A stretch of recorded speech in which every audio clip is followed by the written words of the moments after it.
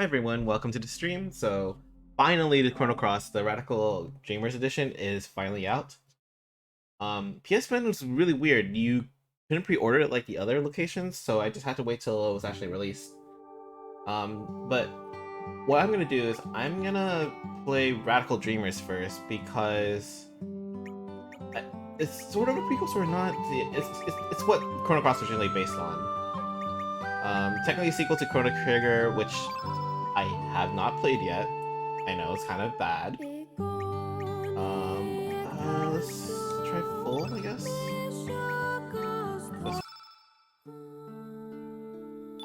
Okay.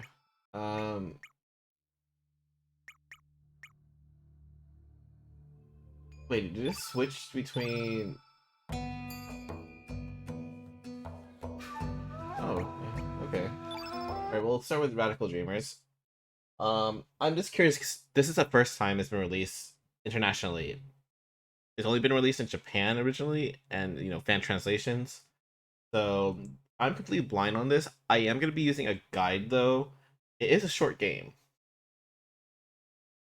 as far as I can tell. So I'm hoping to complete everything in one playthrough. It all began with a notebook my mother handed me. She told me she found it while cleaning out the closet. I wonder who's talking. The surge or kid. This old notebook, covered with mold, was a diary that belonged to my grandfather, who passed away years ago. It contained his distant memories.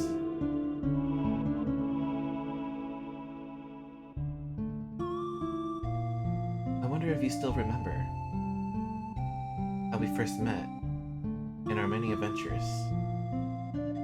It all seemed like a dream. We learned like the wind during those warm summer days long ago. You were a piece of a star that fell from the sky.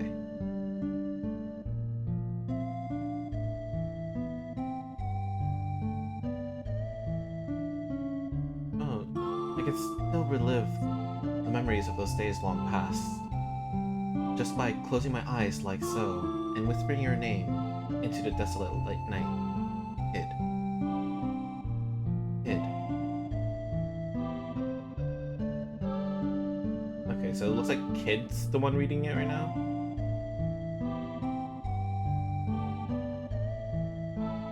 I love how this kind of matches the opening sequence in Chrono Cross.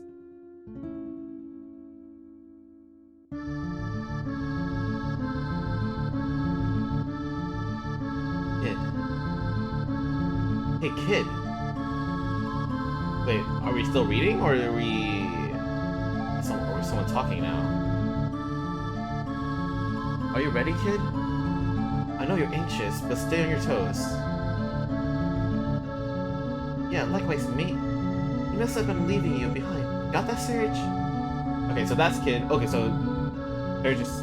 Okay, so Surge and Kid. Alright. Surge is actually talking.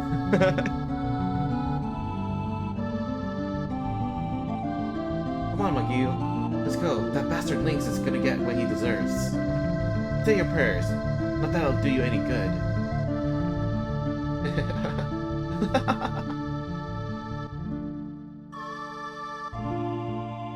Okay, so are the three people lower right are Surge, Kid, and McGee. Okay.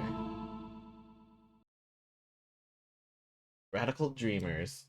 La Tresor Interdit? Is that correct? Okay, but it updated the copyright down there. Okay. Alright, select confirm. So this is a text-based game, I remember correctly. So just menu sounds, okay. Menus. Return to launcher. Oh my god, they have quick reset. Oh my god.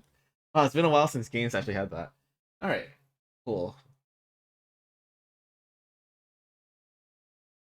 Enter names. Sigma Surge. It's not making it confusing. The old lady's tip-off was a round of money. The counterspell and the barrier around the outer wall could have done a real number on us. Its plain, unadorned braid flicked back and forth across her shoulders as she walked. We picked our way through the elaborate lattice of the Manor's magic shields, moving in closer and closer to Lord Link's stronghold. There were three of us. Kid, Akio, and me.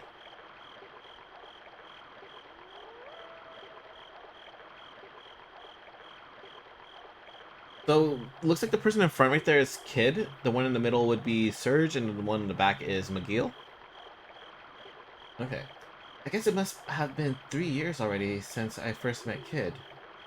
Back then, I was just a wandering musician, traveling wherever my feet would take me, and wherever a few tunes would pay for a warm bed. It was in the Outlands, in a town called Regoria, where we first ran across one another. Or, not Regoria, Regiora? Regiora? Where we first ran across one another.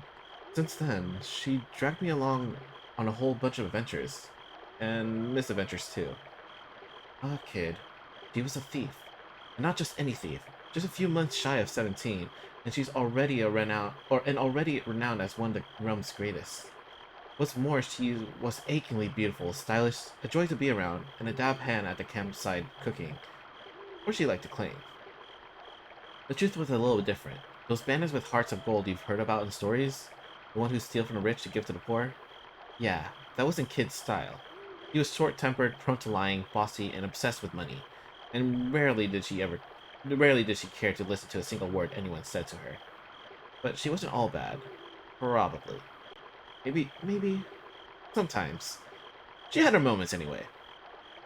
I glanced over my shoulder to see a shadow hovering behind us, blending into the darkness like smoke. McGill, also known as McGill the Shade. He was Kid's partner, but even after 3 years, I still knew hardly anything about him. All I knew was that he was around 30 years old and not much of a talker, but he was one heck of a mage. I heard that he and Kid had started working together way before I met her. I always covered the top half of it. He always covered the top half of his face with a mask, and I've never seen what he looked like underneath. He was a man so mysterious that it sometimes seemed like he was an interloper from another world. Ooh, I wonder if that's gonna claim his importance. It wasn't like Kid who was. It wasn't like Kid was exactly big on details about her past, but McGill, he might as well not have. He might as well not have had one. And Kid didn't seem to know much about her partner in crime either. What kind of man he was, what kind of life he'd lived. Before, nothing. You might ask how exactly I wound up being part of this merry band. Well, it's complicated. I guess you could say that life doesn't always turn out the way you think it will. Kid, who was heading up our little raiding party, suddenly stopped dead. Look lively, boys. We've got company. We glanced around warily as cold, cruel eyes emerged from the darkness. I heard a low growl. Dark shadows prowled through the night, surrounding us. A pack of wild cats. There must have been about 10 of them. A thrill of fear ran down my spine. Flustered, I pulled my knife from my belt. Kid calmly shifted to fine stance. Watch yourselves! I don't reckon these buggers been treated for babies. The wildcat snarled and growled as they slowly closed in on us, drawing the noose tighter and tighter. Their eyes glinted in the darkness like fireflies, and strings of eager spittle dripped wetly to the ground. Then one of them sent an almighty roar soaring to the moon, and the hunt was on. What was I gonna do? Oh my god! The music, okay. Okay, so it looks like we follow the guide here. Fast.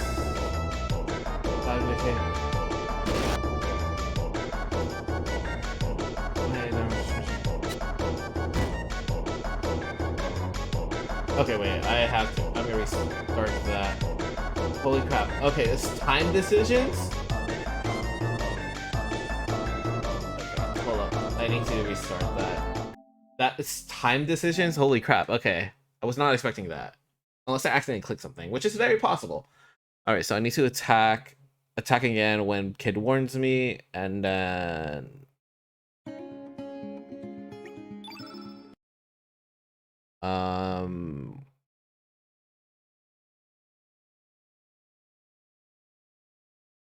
no way, let's see. Okay.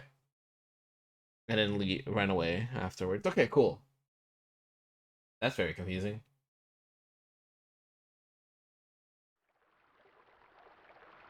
let's see how fast he can click through this. Oh my god, you can't even fast click through this? Okay, so I didn't know it was time-based decisions, okay. Okay, so I have to actually read ahead on the guide then what to do. So attack, attack, run away.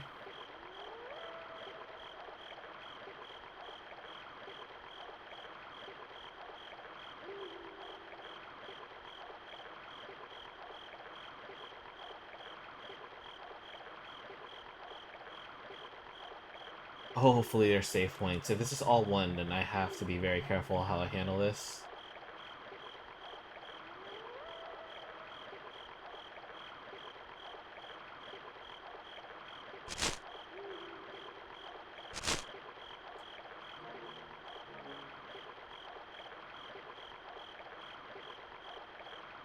Okay, so...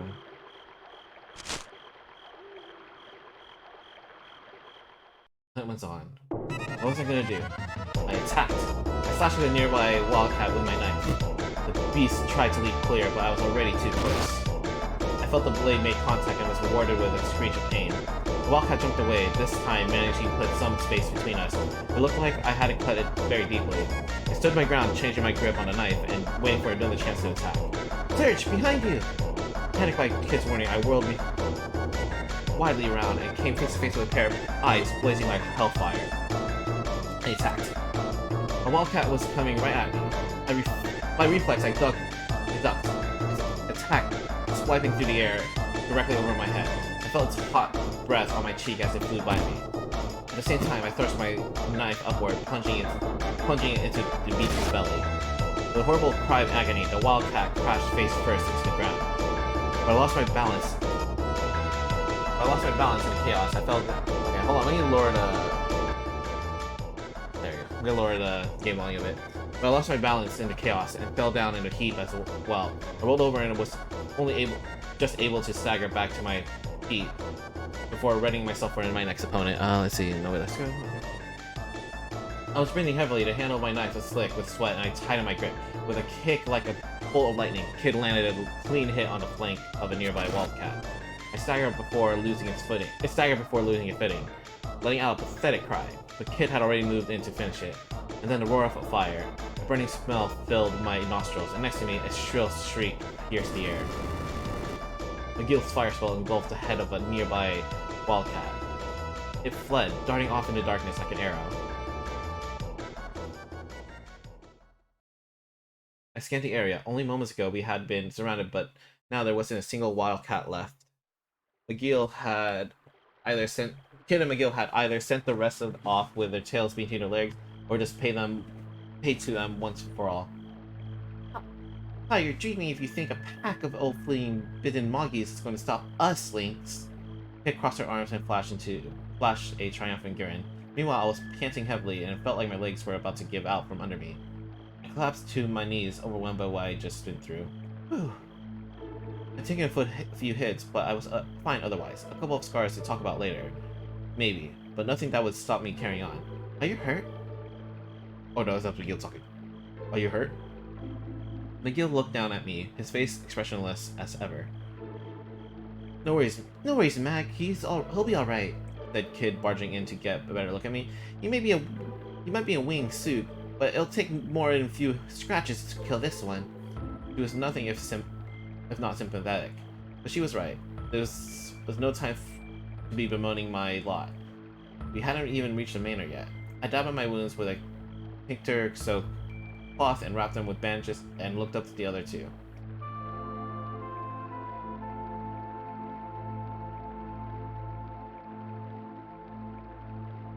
We're just getting started, I grinned back, putting a brave face on things. Yeah, this is gonna be a little bit difficult because,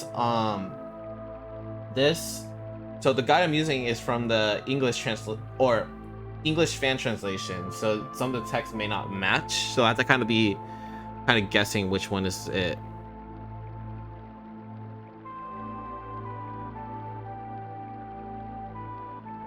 Okay, once I'm inside Viper Manor, go take a look. Okay. That's what I like to hear, Kid cheerily announced from close quarters, but then her eyes turned cold like the cool glow of the moon in the night sky. It's gonna be a long night. I nodded in trying my hardest not to utterly lose myself in her pale blue eyes. Alright, let's get this show back on the road. She turned away and marched off deeper into the trees without looking behind to see if me and McGill were following her. McGill, of course, was already right behind her, his unhurried gait making it seem as though nothing much had happened at all. I jumped back up to my feet to chase after them, I being in even more trouble than I'd bargained for if I got separated from them. The dark forest inside the manor's perimeter seemed to go on forever, a labyrinth of trees and boulders. The manor itself loomed in the distance, glowering over the vast grounds, and hidden within was a veritable mountain of treasure, just waiting for us. Lord Lynx was a noble who ruled the remote territory of Regiora. He was also Kid's mortal enemy. We were there that night to steal a certain jewel he kept locked away in his most closely guarded vault, the Frozen Flame. The Frozen Flame was veiled in mystery. It was said to be imbued with an uncanny energy and possessed of a beauty and clarity that has made it a priceless treasure. Countless thieves have tried to steal it, and not one of them had come close to succeeding, nor had any of them escaped the manor alive. And now it was our turn to try to sneak into the place of death. Led by a girl who had the ambition to make the impossible possible, a hunger for vengeance that drove her onward, and a desire for riches that could never be satisfied. As we pressed on through the tree-filled darkness, the shadows gave way at last, revealing the true extent of the vast mansion. Oh, oh, cool. Yeah, no, this does look like Viper Manor. From the... Okay. A little bit. Okay. Well, it looks like it's snowy here. Hey, finally, say your prayers, Lynx, because we're coming for you. We're coming for ya. Even to overgrowth in the shadows of trees, we made our way around the manor wall in search of the means of entry.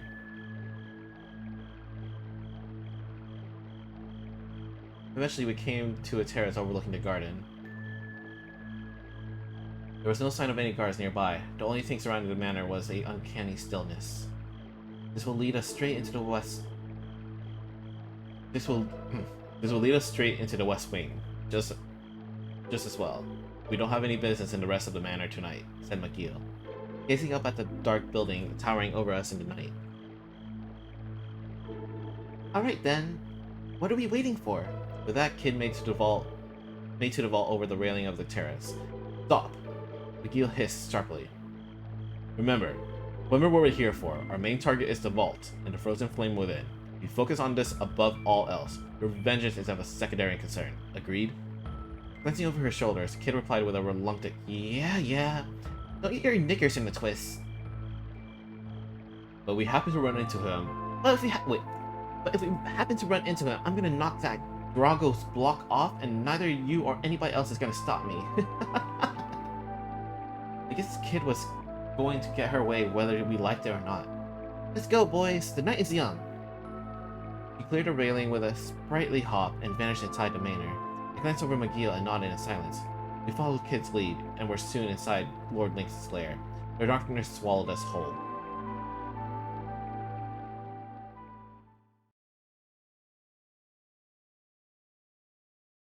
A corridor stretched to the left and right from the terrace.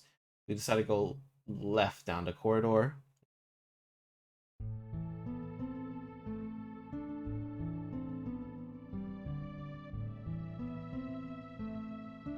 Press on through the darkness, down the corridors that turn and twist and everything. Oh god, it's going so fast. Sorry. We continued creeping cautiously down the corridors. Kid moved proudly and stealthily like a cat stalking its prey, while in the shadows, McGill falls, gliding swiftly and silently like a cinder breeze. We pressed on into the embrace of the Weaver of Fate. Wait, what? We took the corridor leading from the left side of the terrace, eventually arriving at an intersection with some stairs. Wait, go down the stairs, then enter the passage to the right. The path to the right led down the stairs.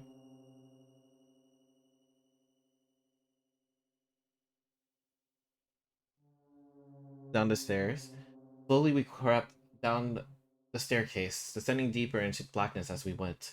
At the bottom, the path split. The way to the left continued. Reaching on the wall, it took to the right path, right? In front of Riddle's room. Went down the stairs and took the passage to our right. Eventually, we came across an ornate door on the right hand side. Something smelled fresh and pleasant. Flowers? Was it coming from inside? We went inside. Check the drawer. Okay. We found ourselves in a tidy, welcoming room. The knickknacks and curios dotted around the place seemed to be well loved. The stately desk and cozy-looking bed nearby, meanwhile, suggested the room's occupant was no stranger to luxury. Though the room was richly furnished, somehow it still felt awfully lonely. Okay, hold up. I need to start reading ahead. Enter room. So I need to check the drawers. Then I leave the room. From there, head right.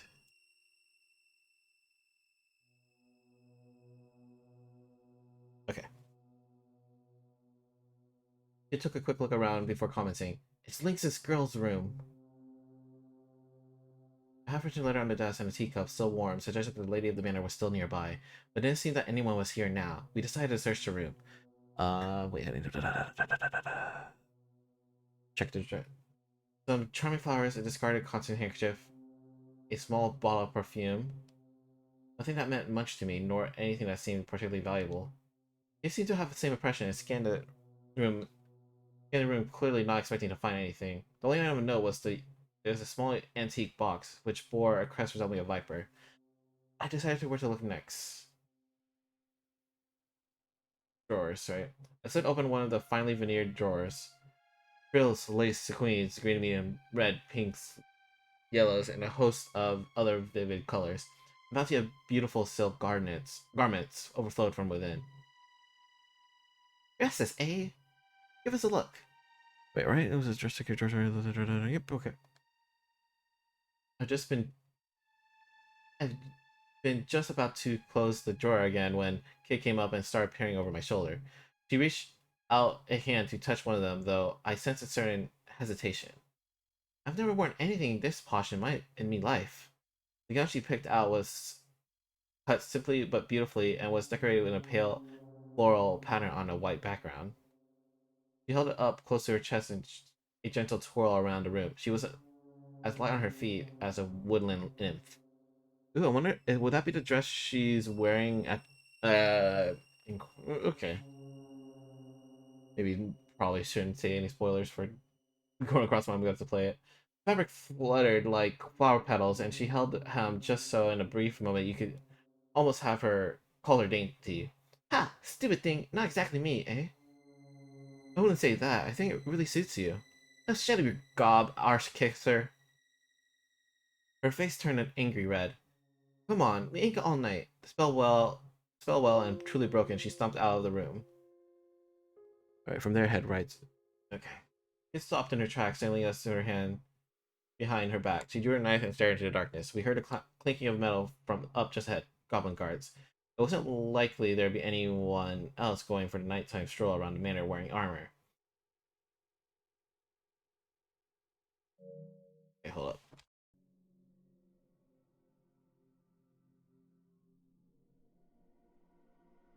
Okay.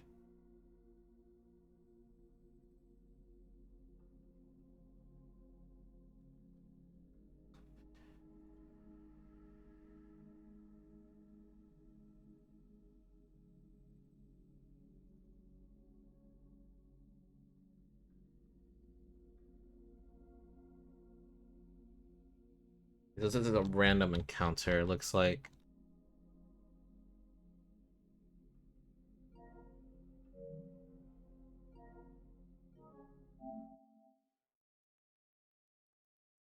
I picked up on the situation pretty quickly and drew my knife, preparing for a fight. It gave me a sideways glance. You know something? You're starting to look like a real thief. Now you just need to walk the walk, she grinned. Alright, Serge, McGill, let's get them. He leaped forward, confident as ever. It was like she thought nothing could go wrong. There were 5 of them in total. There weren't any wait. Oh, they grew even bigger of them was carrying a Manor's trademark Morningstar Consentia rod and heading like wait, or is it a flail? I never could remember, and I didn't have time to think much about it. I thought it came rushing at me as being okay. Oh, that doesn't help. This is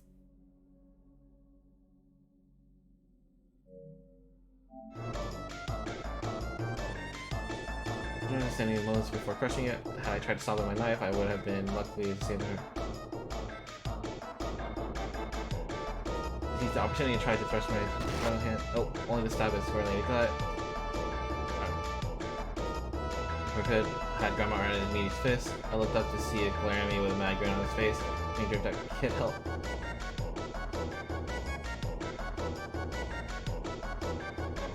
And crunch, that caught him by surprise. The goblin's grip loosened just as I thought it would. My back had been clear.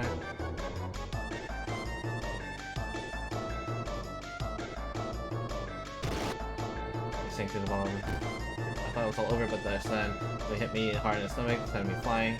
Someone leered at me as you up to full strength.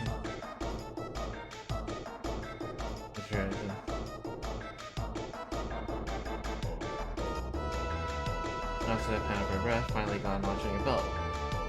Hey, taunted kid coming to our side. I wanted to say something, but I was too exhausted.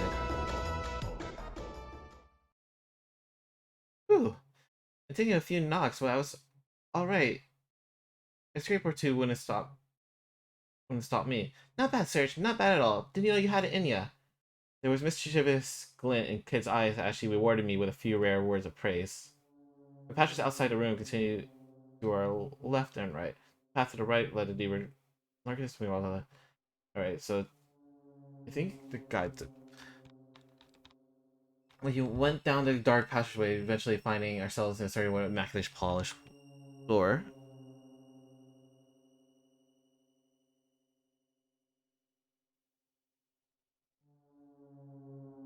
Disappear. Just a thought, something stinks here. I reckon we've found a beast's lair, lads. In the darkness, kids twisted into grin and blood. We went inside. Kid opened the door and slipped inside. Alright. So I should find like the Mirror of Whispers. Okay. Kid opened the door and slipped inside. It was Lynx's room, but he didn't seem to be around. Hey, the bugger's gone and scarpered because he heard I was coming. There was something deeply unpleasant about the room. There wasn't anything unusual about the furniture and fittings, not how they looked or how they were made, but taken as a whole, it all felt discordant. Was this a reflection of Lynx? As a seemingly ordinary facade that hid a disturbing truth only some could see? Let's see what we can find. The destroyers, the painting on the wall, the vase on the top of the sky. We left no stone unturned. There didn't seem to be anything suspicious. But as I scanned the room, something unusual caught my eye. There was a pedestal in one corner with a sniffing-looking scarlet cloth drawn over it. I slowly raised my hand toward it. Be careful what you touch in here, warned McGill. I pulled my hand back timidly, but then the cloth flipped back with a flutter without me having laid a finger on it. Okay, yeah, so this is mirror. Did that thing just move by itself? Exclaimed Kid, her eyes wide open with surprise. Gripped by curiosity, we moved in to see what it had been hiding.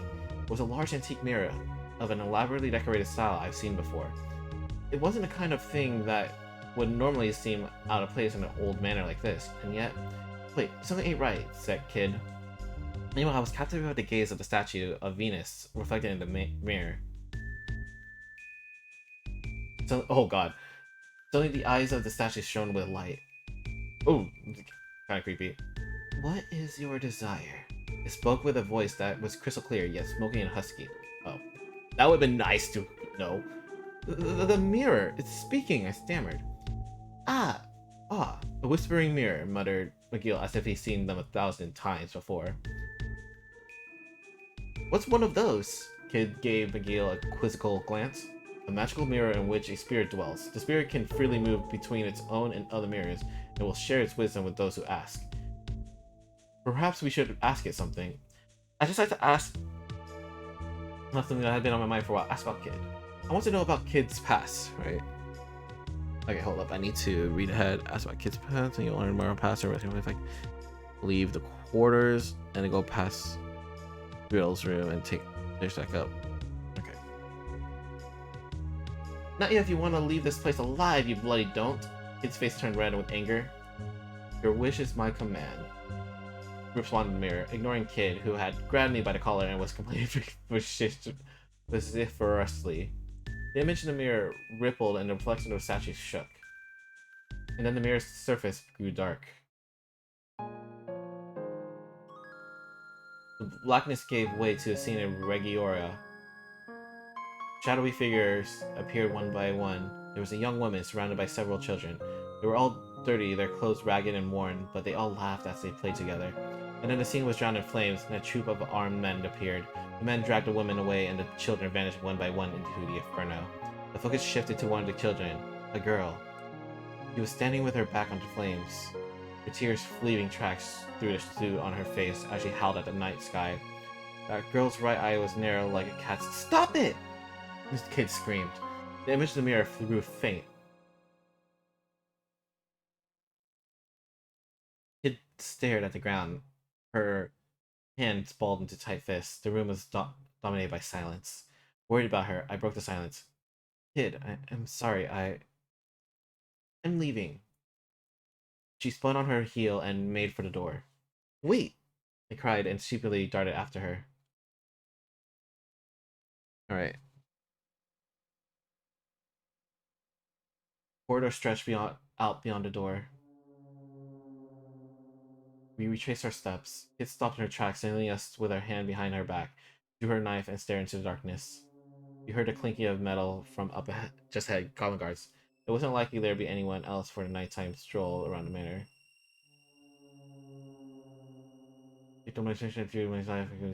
know something about okay. It's another random encounter. Alright, Surge, McGee, get them. Okay, so there's another there are random encounters. Okay. It's the same scenario though. There are 5 that weren't. Okay.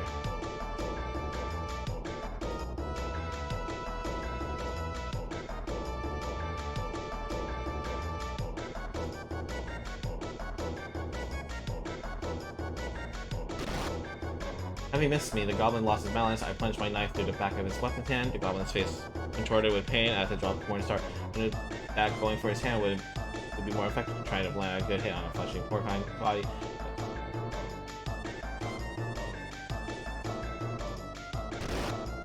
Anything to the hill of the creature's foot. I thought it was all over, but then something hit me hard in the stomach, sending me flying. The goblin leered at me as it drew up the heights.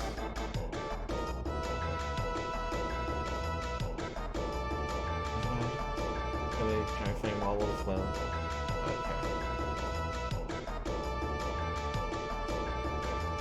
Okay, so I should have grabbed the Morning Star. Would I? I should not have done that. Okay, I see.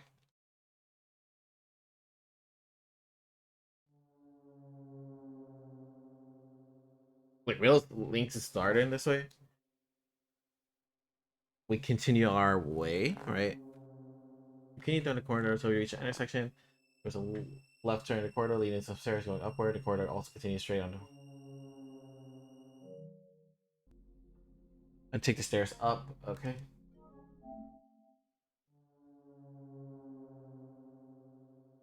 There's short. Proceed ahead and enter the study. On the intersection, taking the corridor right with the sign.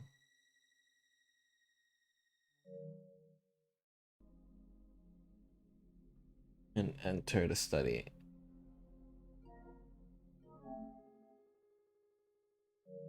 Wait, what?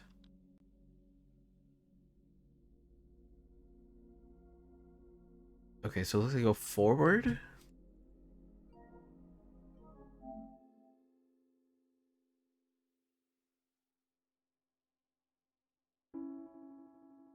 We headed down the side passage. At the end of it, we came to an old, immaculately polished store.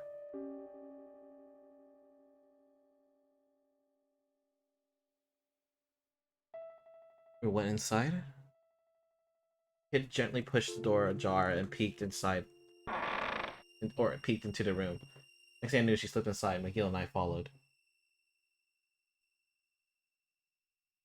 And then entered her. Wait. Looks like a study. The room was lit by the moonlight coming through those long slender window sliding down in a pale beams through the darkness. It was pretty big for a study with immaculate antique desk dominating the center. Okay, hold up. Examine the desk to find a photo of Riddle, then you're supposed to hide under the desk.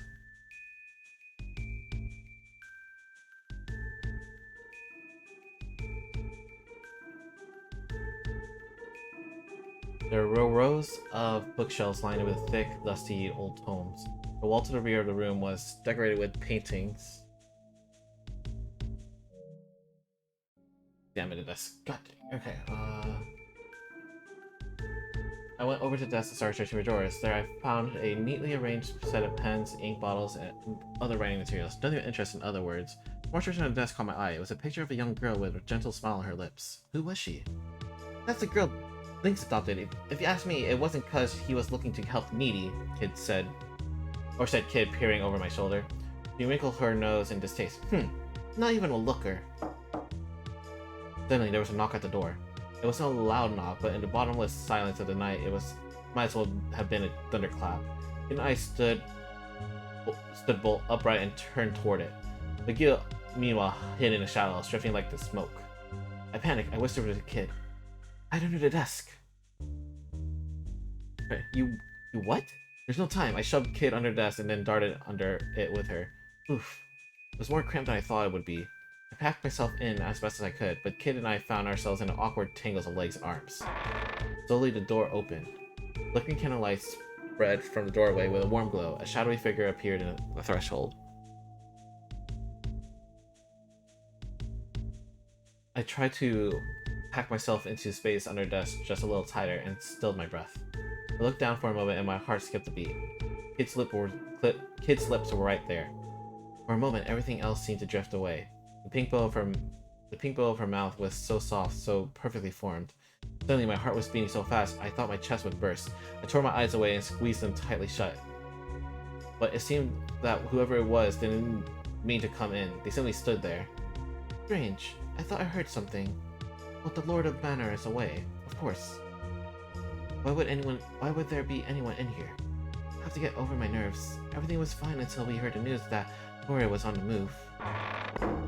The figure quietly closed the door, plunging the room back into darkness. The voice trailed off to a whisper. We remained motionless, keeping our ears pricked for any sign of an unwelcome return. All we heard were footsteps moving away. As I stayed hidden, listening for trouble, a thought began to cross my mind. It sure does smell nice. Wow, this is turning into such, like, typical, like, anime vibes. Wait, Serge, you gonna move your arm starting what? He whispered my ears, giving a little nibble as an afterthought. Sorry. I rushed to my feet in a panic, smacking my head right into the top of the desk. Ow. Curling my head in my hands, I crawled out from underneath. Oh, that stings. Kid followed right after and stood up, looking down at me on the floor. Not your most heroic moment. You alright? Yeah, I'll live. She took a look around the room. No sign of that dirtbag Lynx. Looking for him, she snorted. Laura has made its move. McGill emerged from the shadows, contemplating the news we've overheard. Kid, if the rumors are true, we might well be about to find ourselves in a very difficult situation. This seemed to set her thinking too. Florida was a powerful nation that ruled the southern continent.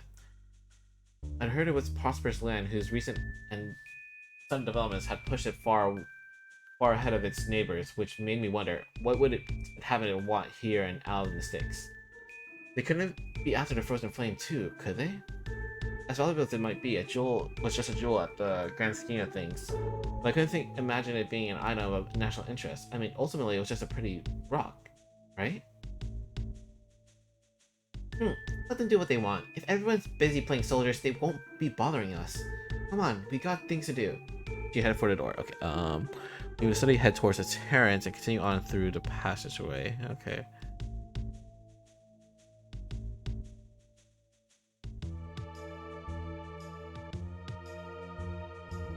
And I want to go clock tower storeroom. Okay. We left the room and made our way down the side passage. We were back down the dark side passage leading from the study. Eventually arrived at the intersection. Some stairs led downward. The corridor branched left and right with a bright branch leading back toward the terrace. Okay.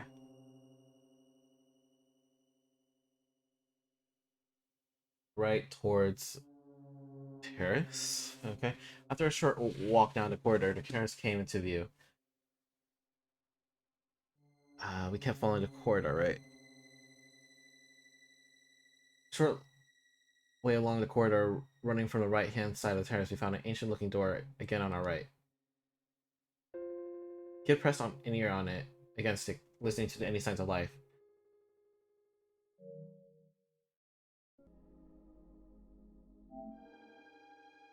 We opened the door. In we go. It still heard her breath and reached for the handle. The door wasn't locked. It swung slowly. It swung slowly open. What's this room supposed to be? The place is a dump. It had poked her head in through the door, taking a quick peek to see if there was anyone inside. But was disappointed by what she found. The room was large and littered with peculiar-looking machinery and knickknacks, all of which were covered in dust and had seemingly been dumped there haphazardly. Everything looked like it had been there rusting for a very long time. The ends of the room were completely dark, and it was impossible to tell just how big it was, or even what the walls and floor looked like. It seemed that the manor's inhabitants had turned the old clock tower into a makeshift storage space some time ago. I stepped warily inside. Leave that alone. I looked over toward McGill and saw Kitch trying to pull something from the shadows. It was a huge sword that appeared to be very old indeed. You don't need that old legend. It'll only get in the way. And as much of a antique it was, it won't fetch much on the market in that condition. Yeah, I reckon it might, you know. There's plenty of collectors who just love old bits of junk. Well, some old bits of junk. Pouting. When Kid left the sword where she stood, at least she put it back down gently. Okay. Thanks for finding this description. Then an old lady will appear and ask you about you, tell her the truth, and let her have a look at you for feedback. It was then that we heard a voice from the shadows. And what exactly are you doing here, I just about jumped out of my skin. Who's there? Ada McGill turned to face the voice, ready for a fight. A wizened crone emerged from the shadows. She was hunched over and wore a hood draped over her face. I could tell at a glance she wasn't just old, she was possibly ancient. It's just some dodgy old bag. What you think you're doing and sneak up unhonest like that? His shoulders relaxed as the tension left her body. McGill, however, continued to give the woman a piercing stare. Oh, what an impish little thing you are. Here to visit a friend, perhaps? Oh wait, who's talking? It was the McGill or the old lady? Not a dead night, I suspect. Macron narrowed eyes. Let's get a closer look at you. Ah, yes. You must be here to get your revenge on Lynx.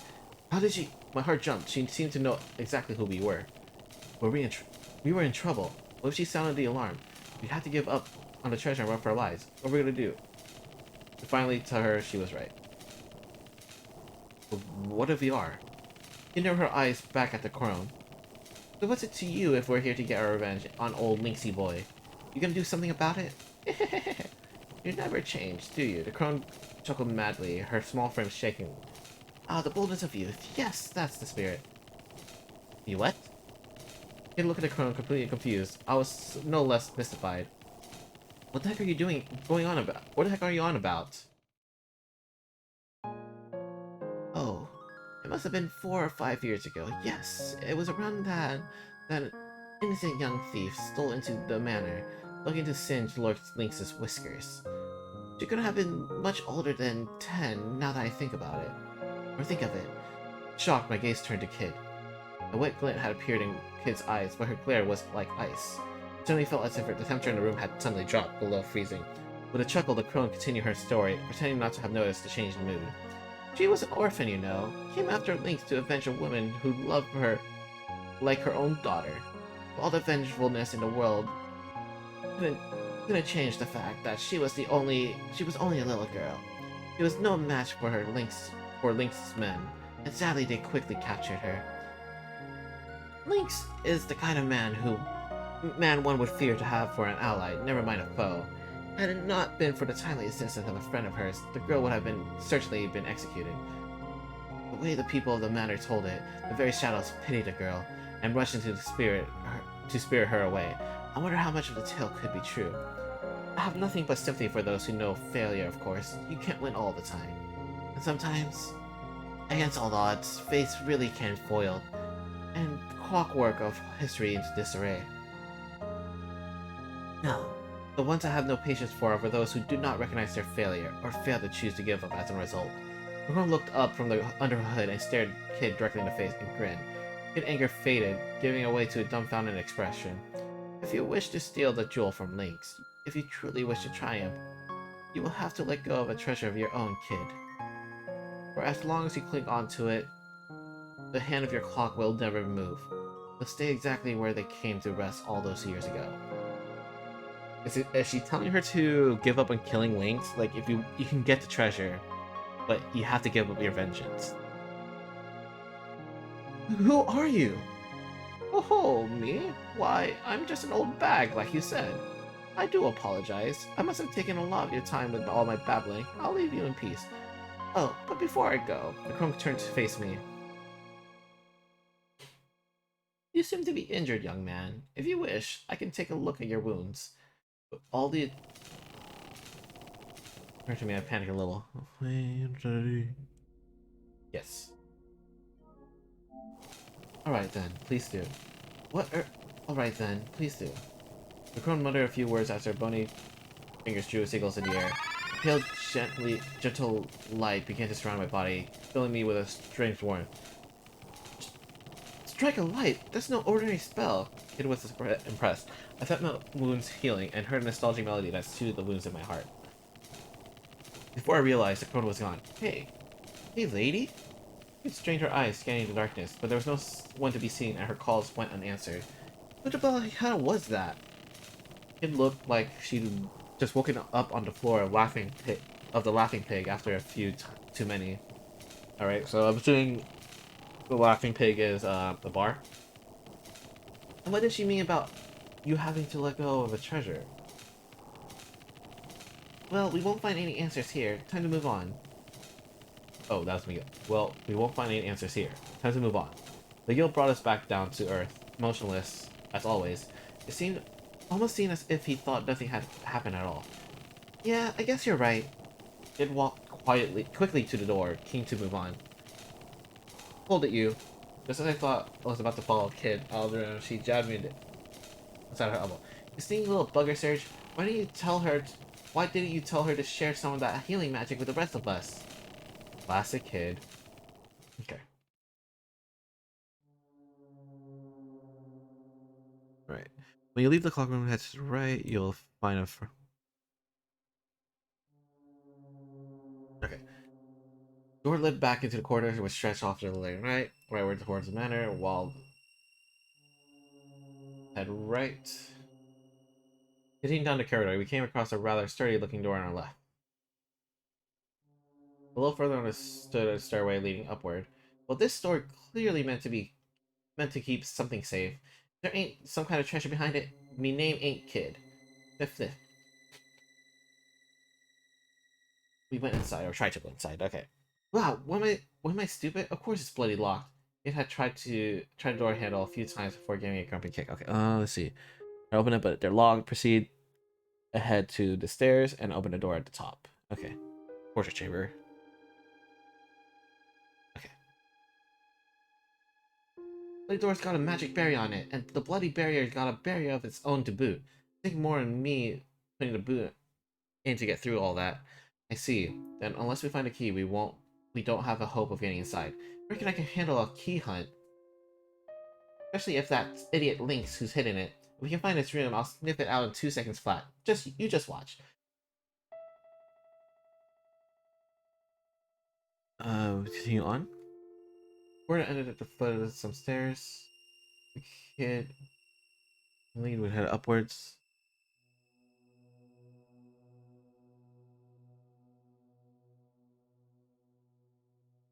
It was dark and the stairwell was narrow. We watched our footing carefully as we climbed.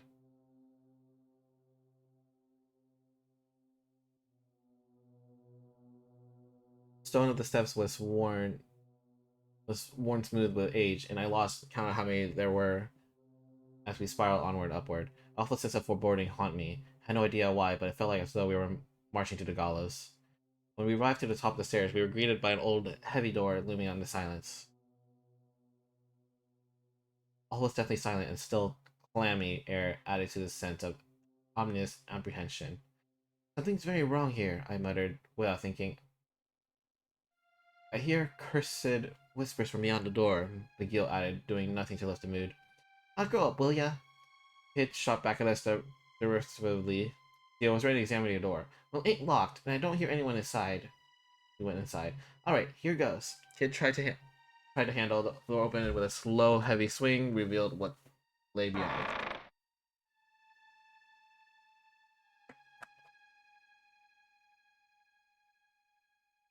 It was a small, cylindrical room that appeared to be inside one of the stone towers. It was completely deserted, and there were no windows. What's this supposed to be? Something about this place gives me the creeps. Still standing in the doorway, King seemed suddenly taken aback. There might be something in here. Let's take a closer look. Closer look at the bloody empty room? Might as well. I might as well guess. We did climb all the stairs. Kate stepped through the door, grumbling under her breath. I scanned the room and then noticed something on the floor. The flagstones were covered in a dozen of narrow scratches, and in the places were thick black stains. Ooh, probably blood. Something in the stains spoke of horror that no amount of scrubbing would ever wash away. A malice and a sadness beyond imagining. There's something written here. Crouching in front of the wall, McGill was expecting some brownish markings that looked like it was more of the same stains. Someone carved letters in the wall and scrambled them, using blood magic. He had gone over to take a look. Looks pretty old. Hard to read, too. Some of it's been worn away. Let's see. It cannot hold out much longer. My only hope now is to leave the Akkadian signet in this room. The Akkadian signet? Suddenly, the door slammed shut. We jumped to our feet with a start. From above us, we heard a suddenly creaking noise. The wall and floor began to tremble. What the hell's going on? Kid eyes started around the room as she desperately tried to figure out what was happening. The creaking sound from above continued to ceiling, move ominously closer. Up there!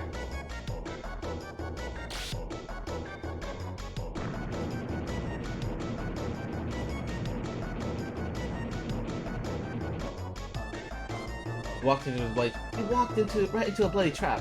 Kid bit her lip. We gotta do something fast. We don't have time. Farsha's on her. Yark sprang at the door like an arrow, slamming into his shoulder first. It was Farsha having, and her light frame bounced right back. Damn it! McGill raced toward the door like wind, smashing into the ferocious force. It made a creaking noise and shook from the impact, but it stood firm. Desperately, I hurled myself at it too. There, the shock of the impact rushed through my body, but it was no good. Meanwhile, the rest.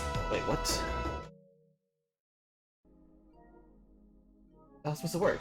Meanwhile, the rest of the business doing were popping in. Surge, McGill, this is gonna take the three of us. Timing our blows, we all charged the doors once, twice, third time, and then the door was open, and we were collapsed in a heap in the corridor outside. Oh. Right behind us, we heard the sound of a blading ceiling grinding on the stone floor of the tower. The metallic scraping noise it made was awful. We could only look on the silence horror at the fate we nearly so evaded. The machinery continued for a short while before finally coming to a stop. It seemed the ceiling trap had finally finished grisly work.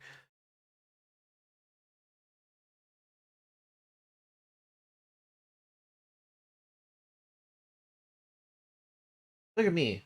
Talk about a nasty surprise. Is it some sort of execution chamber? Well, you'll continue seeming to be a deep thought. In any case, that writing mentioned Acacia. Yeah, what was all that about? I asked. The Acacia Dragoons. The elite knightly order serving General Viper, who once covered the territory of Galesborg to the west. Former knightly order, I should say.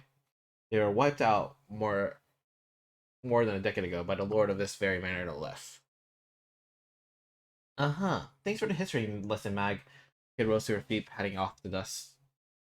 Too bad we're not here for fairy tale nights. Come on, we got a lot more exploring left to do. Miguel shrugged silently, and we headed back to the stairs. Alright, so head to the terrace. Then Wicked and Lee would head downstairs.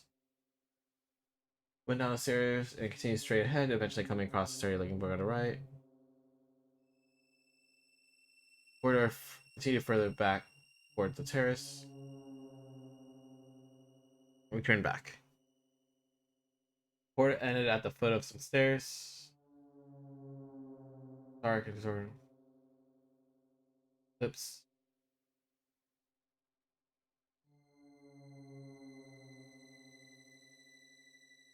Okay, hopefully that doesn't affect anything.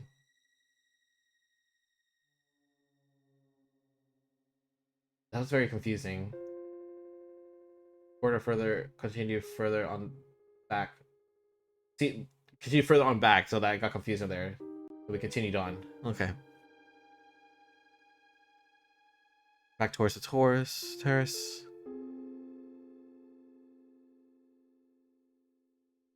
Through the hallway once you reach it.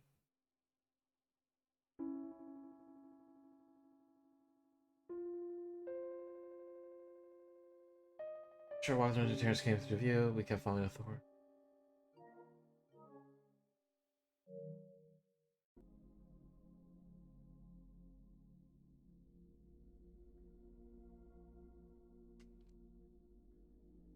Keep going towards the terrace and then proceed on through the hallway once you reach it.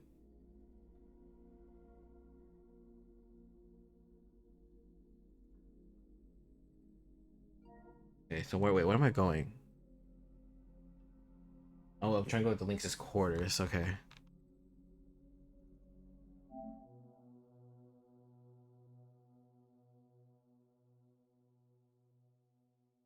Well, I put my hands up in the air and felt a queasy-inducing sliminess. There's slugs. Okay, hold up. Random encounter.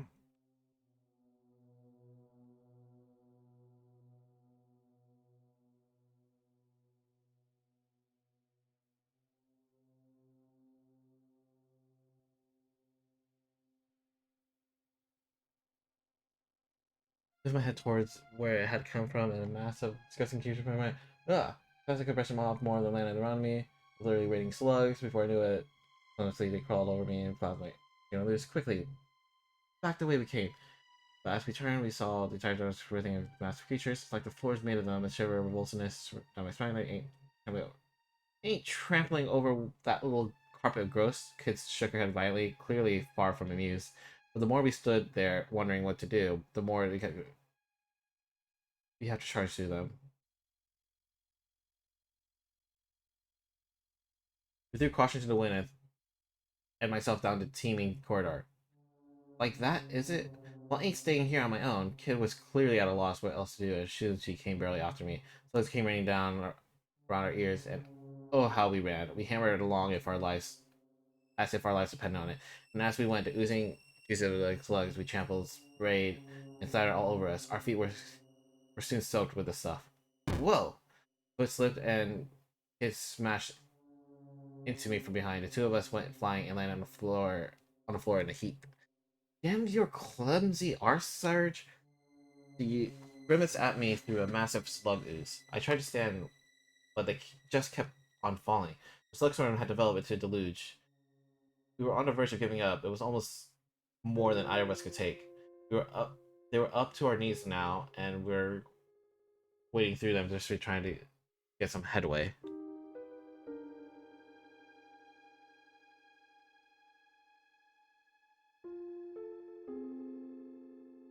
Did I mess up?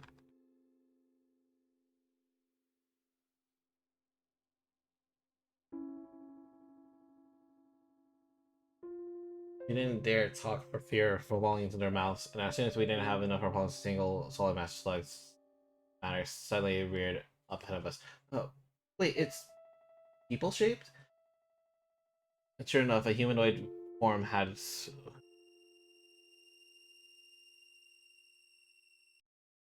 pushing an enormous scythe. Okay, it's a demon. Scythes, which is something.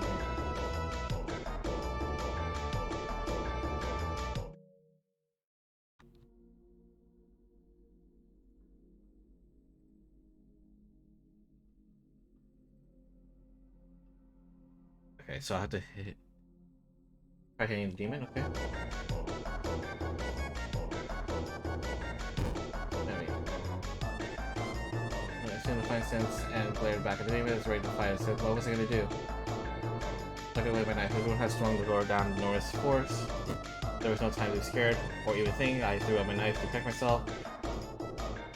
I must have telegraph moved. The blade changed course. The last moment sliced was on my right shoulder. Surge! Into the tense, but when I glanced at the wound, I could see that it wasn't as bad as it felt. What is this thing? Some kind of demon?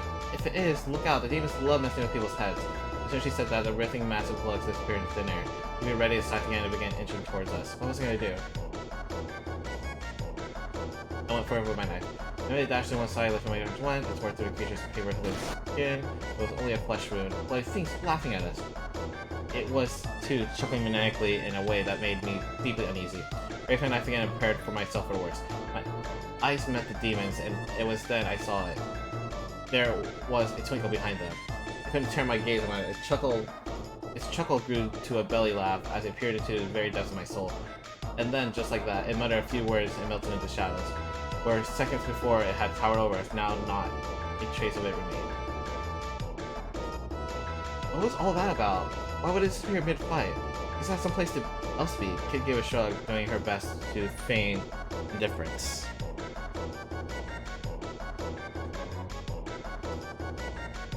But I couldn't shake the sense of unease that had filled me and appearancy. Okay. I was doing great. I felt like nothing could stop me. Maybe it ain't such a drongo after all. Just goes to show any old weirdo can make something of themselves if they put their mind to it.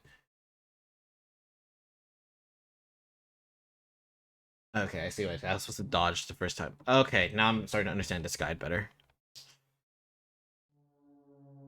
We took the corridor leading to the section of the path. We went down the stairs. Okay, I remember that part. I'm not gonna like read all these passages just because it's a lot of a repeat based off directions he's gone into, so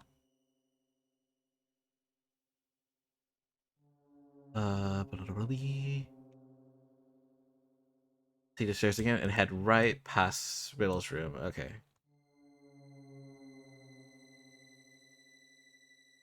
On the bottom of the back list, blah blah.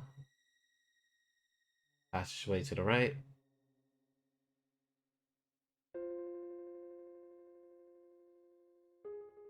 We continue on our way.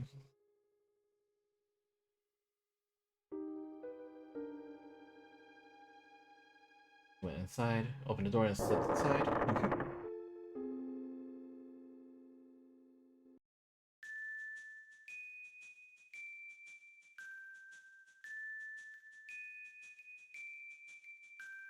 I knew he wouldn't be here. Oh, wait, what's what? Started to look for any signs of a key to the vault. Maybe she can help, said Kid, thrusting her chin towards the mirror. I gently pulled the soft cloth from the mirror and stared into the glass. It was dark like the surface of a lake at night.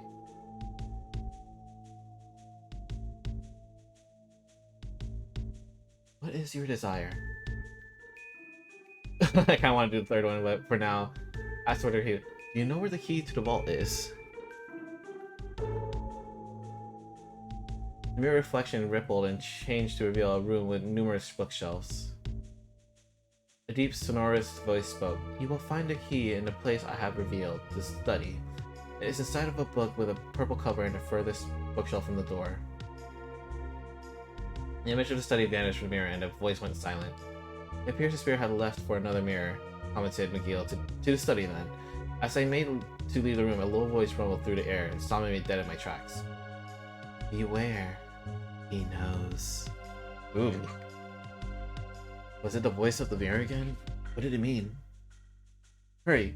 Hurry up or we're leaving you behind, Serge, called Kid from outside. Flustered, I rushed after her. Ooh, okay, that's kind of creepy.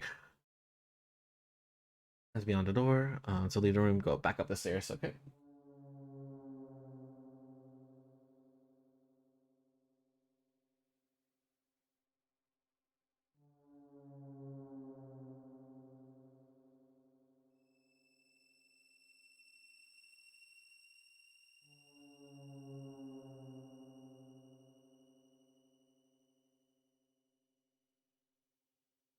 Okay, go up the stairs, proceed to the study. Yeah, just go straight. Okay.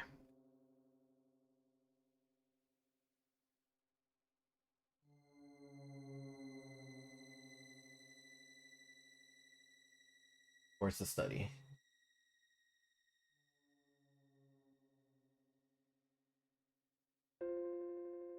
Okay.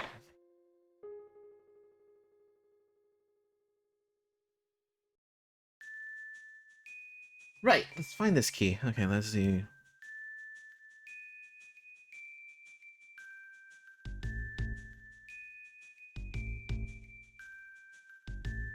Okay.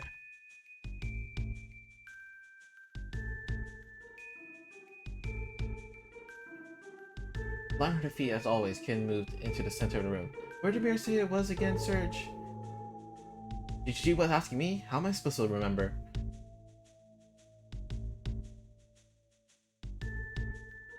Okay, it's a purple book with a purple cover and a far case. I think it was supposed to be one with a purple cover and the furthest bookcase. Alright, let's see. Seeming to take my word for it, Kid made for the case in question. Right, this is the one. Purple cover, purple cover. Aha! This has gotta be it. Pulled out the book from the bottom shelf. Miguel and I watched as she opened it. The pages were hollow out, and inside was a old key decorated with strange symbols. Nailed it! Nice one, Serge. Kid snatched the key from the inside of the book. Right, time to finally get a look at this treasure. Having got what we came for, we left the study.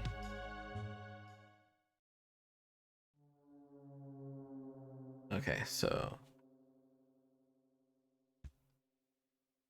head towards the terrace.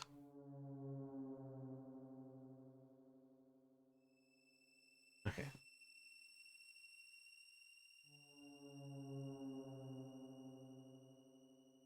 To the terrace. Following the corridor.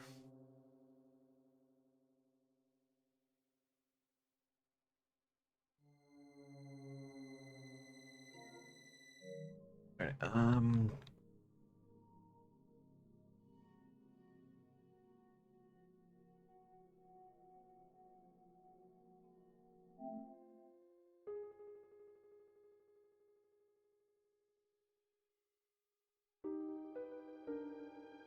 there you go. Well, this door's clearly meant to keep something safe. If there ain't... Provide sniff it, yes, that smell, blah blah.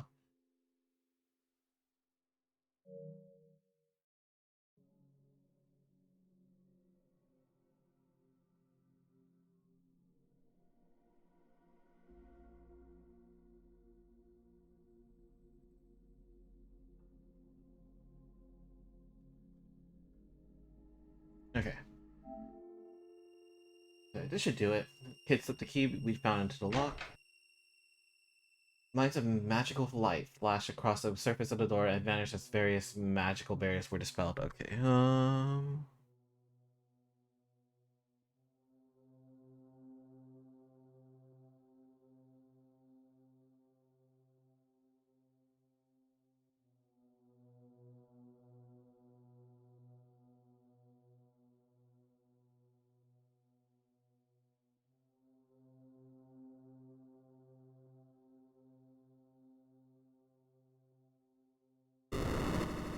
So it looks like there's... Okay. Up, down, left, right, blue, red, green. Every color under the sun, and then all was quiet, and the darkness of the manor returned. Right, we're in. With a creak, the heavy door gently swung open. As soon as I saw what was inside, I gave a gasp. Hit stepped inside. Whoa! We've hit the motherlode! Out of the darkness loomed a variable amount of gold, silver, priceless works of art, and exquisite trinkets. He looked at her as if she were on the verge of drooling at the sight of it all. But what thief wouldn't have been? After all, was some kind of hoard that few people would ever come across in their lifetime. The smallest fraction of this vast amounts of riches would have seen even the most careless spendthrift set for life. Our goal is this frozen flame. Ignore the rest. McGill spoke with icy dedication to our mission. He had not even batted an eyelid at the sight that greeted us. Yeah, I know. She was disappointed, of course, but She soon set about scanning the room for an object of our hunt. Wait, is that it? Look, on the pedestal over there. I turned to see what Kid was pointing at.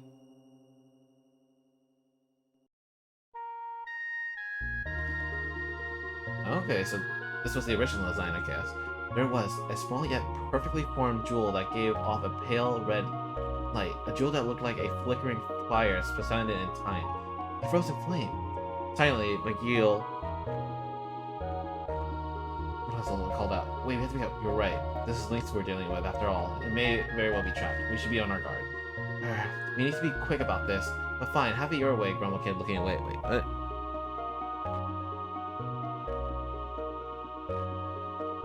Okay, didn't matter, it looks like. Miguel examined a pedestal for a short while, then paused. We were wise to be cautious. Placing his left hand on the base of the pedestal, he muttered an incantation, drawing quick signals in the air with his right hand. Some glitz appeared on the smooth surface and for a moment blazed brightly. There, now we can proceed. Miguel calmly reached out and grabbed a hold of the red jewel. Da-da-da-da! Serge and friends obtained the frozen flame. Phew. We managed to get what we came for without anything horrible happening to us. I breathed a sigh of relief and turned again to McGill. He was staring silently at the jewel in his hand. McGill, we did it! Let's get out of... Before I could finish, the frozen flame crumbled to dust. This flame was a fake. Lynx must be keeping the real ones somewhere safe. What? Suddenly a siren rang. The room was flooded with light and metal bars slammed down in front of the door.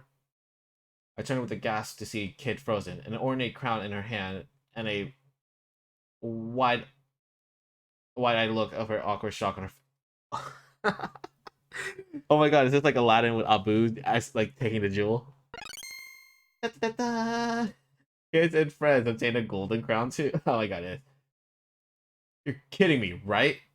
You had to go and you complete bonehead. I let rip a stream of choice insults. In my head, that is. Metallic parrots in the four corners of the room suddenly came to life, clapping their wings and screaming, "Thieves! Thieves!" We're in trouble. These things are going nowhere, said McGill, expecting the bars covering the door. Although to look at him, you wouldn't have thought there was anything wrong. Which way? Which way? Which way? The parrots! To the vault! The vault! We heard voices in the distance. The Manor guards were coming. It dived behind a pile of gold coins. Find somewhere to hide.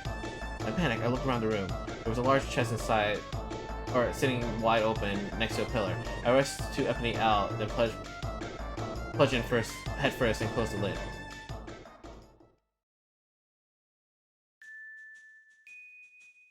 Captain, there's no sign of anyone in there. No sign.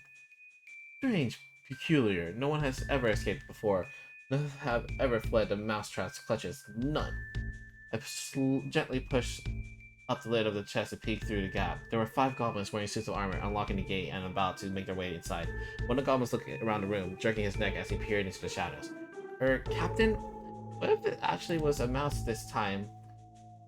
Chef was grumbling about mouses the other day, Captain. A mouse, a rodent, a rat? Would a teeny tiny thing like that really have sprung the trap? Replied a stockily, plump-looking goblin, who must have been the captain. He didn't seem convinced. That was when I heard a strange but oddly familiar sound from a corner of the room. Squeak! Squeak! It was coming from Kid, where Kid was hiding. Startled, the troop of goblins stopped and looked at each other. For a moment, none of them spoke. Eventually, the goblin rubbed his chin through his jowls and offered his thoughts. Mouses? I'm sure Chef was complaining about cats. Meow, meow. That voice again. Again, silence. The goblins only looked at each other. What? And only looked at each other. Funny you should say that, Captain. When I heard it, it weren't mouses or cats. It was a heckran. Awkward silence followed. In my mind, I could see Kid racking her brains to work out what a heckran was. I smell a rat, but I wish I mean a thief. Following the captain's lead, the guards reached for their weapons and then... Heck. Heckran. Listen, it really is a heckran by heck. That proves it. The goblin's guards grinned and nodded to each other. Thinking of the devils, surprised me there. Let's get out of here, boys. The grins filed out of the vault. I breathed a sigh of relief, and then They came turning back in with a mighty roar. There's no such thing as Hekrans. What? You sneaky little buggers, roared Kid, leaping out from behind a pile of gold coins. You're the one to talk, thief. Brandishing their weapons menacingly, the goblins moved slowly forward, forcing Kid into a corner. I quietly eased open the lid of the coffer and slipped out. Can't leave you anywhere, can I? I muttered to myself. I knew Kid could handle herself, but I didn't fancy her odds against a whole troop of heavily armed goblins. For a moment, I wasn't sure what to do. I had to save Kid. I had to save Kid. There's no way I was going to abandon my friend in need. Okay.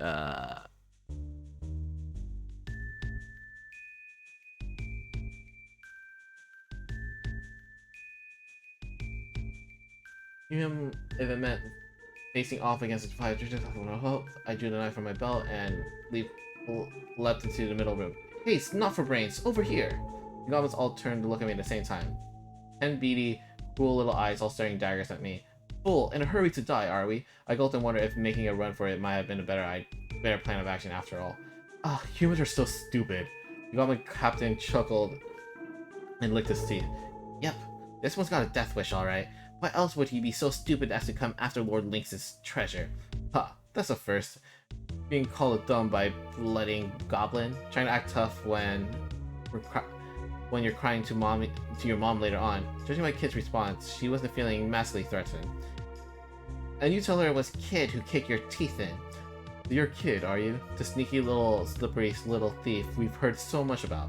Goblin narrowed his eyes. Lord Lynx will be thanking me from now until my retirement when I bring your head on a silver platter. Alright. So supposedly this is random how this would go, so I have to be kind of careful. Him Captain pulled his morning star from his waist and started swinging. You don't know who you're messing with. We ain't no ordinary goblins, sweetheart. We're Lord Lynx's elite guard, the goblins that gobble other goblins. That's right, the Gob Squad. Oh, quit you shooting your mouth off and let me stick a boot in it.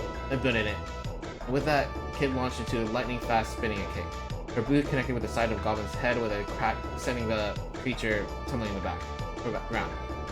Gonna last. The boys look scrawny. Start with him. The Goblin Captain spun the heavy ball of his morning star in the air. Glorious Gob Strike! Aye aye. The captains charged through the room in response to the captain's command. Okay. Goblin hurry. I dodged the attack. So he dodged the attack. Well, I tried to at least. The morning star slammed to my shoulder with sickening impact. Ripped my shoulder in agony at the same time, trying not to lose sight of where I go. Yeah, that's the spirit going back. Ain't done with you yet. Revealed under black blade was surged forth like a stream head. How could it smell? Who are you? Wait.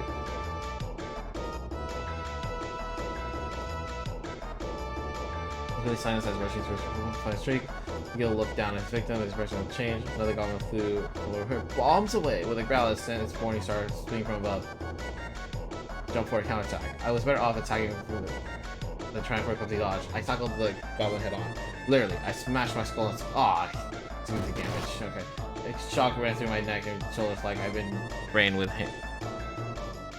hammer, but it was worth it. Teeth and spittle flew left and right, and a great ugly bruise stunned across the floor. The blazing pain seared through my mind, and I fell to my knees. Goblin striking coming, a goblin. I just about managed to push my enemy's attack aside and tried to strike back with my knife. And a heavy blow right into the Goblin's unguarded flank. The Goblin's face crumbled in agony. It lashed out with a lightning fast kick. There's more where that came from.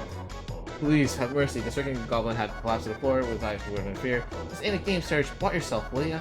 Another goblin flew down from overhead, rolls away with a growl, Morningstar rolled away. Rolled across the floor, dodging an attack. The Morningstar crashed into the flagstone, sending sparks flying. That was a close shave. I made a good my escape by rolling further, clumsily putting some distance between myself and my attacker. Coming. And trying to strike. Only for the goblin dog. Okay, so that is random. He lashed on the attack, there's more to hit from. Mercy. Long live Lord Lynx, glory to Gob Squad. What else found a hold again? Goblin collapse. That was the last of them. We made it. Okay, I don't think I did that bad. Ha! Piece of cake, said Kid, putting a brave face on things as she wiped the sweat from her brow with her arms. And then she stopped and looked at me. Serge, what were you thinking, you straight dongo? Getting the goblins to come after you like that? You really didn't have to, you know? Yu's gazed softly at me, her blue eyes like a full glow of moon. She seemed to be trembling slightly. She looked down the ground, hiding her face. Thanks. I'll never forget what happened tonight. Even we go our separate ways, even if we never meet again. Never. And then McGill stepped forward. Save the chatter for later. We can't waste any more time here. The frozen flame must be somewhere else in the manor. Alright, mate. Thanks for stating the obvious. It's not my bloody fault that Lynx has to make things so bloody difficult for everyone. It spun on her heel and made a sulky about face for the door. Suddenly, her attention returned to the pile of defeated goblins. This bunch of Drongos said they're Link's elite guard, right? But they've got some nice loot on them. With that, she started unceremoniously rummaging through the fallen captain's pockets. She was like a hyena sniffing for scraps. Hello, hello. What is this? She found an odd metal plate. It resembled an open hand and it was covered in runes. I reckon this might open some other magic door somewhere. Well, never know when it might come in handy either way. Finders keepers. The plate vanished into the kid's pocket. Looks like there's nothing else worth taking unless you count pocking lints and bits of string. She rose to her feet and looked around the room. You know, it's a real shame to leave the rest of all this loot just sitting here unloved. Suppose we can come back for it whenever. He turned to face us and flashed a grin. Alright, lads, gotta move on. It ain't gonna be dark forever. That the hand-shaped plate is our only clue for now, but the hand-shaped plate is our only clue for now, muttered McGill seemingly to himself. And with that, we left the wall in search for the real frozen flame. Alright.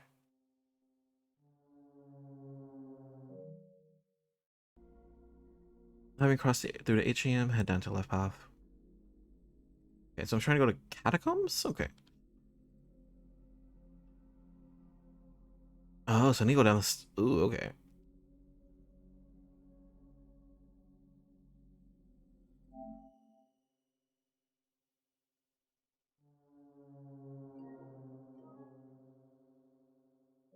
Okay, so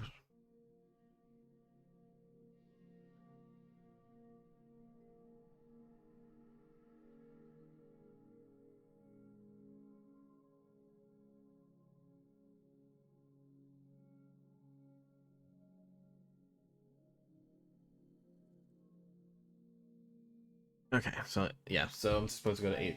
Okay.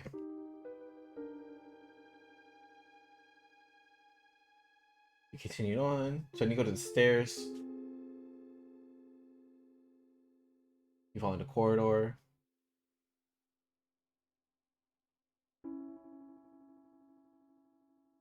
Went down the stairs.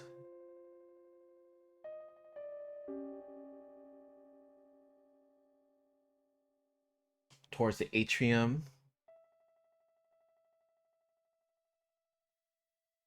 And took a it's big in here. It must be some kind of hall. Constantly entered one after another. Atrium was a beautiful plaza, complete with a statue that doubled as a fountain. Pillars and arches lined the walls, and in the center was a small pool of clear water, above which the statue stood. On the other side of the room, I could see another arched entrance like the one we had climbed through. Oh, that's cold! Kate was scooping up water from the fountain. I went over to her and resting my hand on the edge of the marble basin, hearing the pool beneath.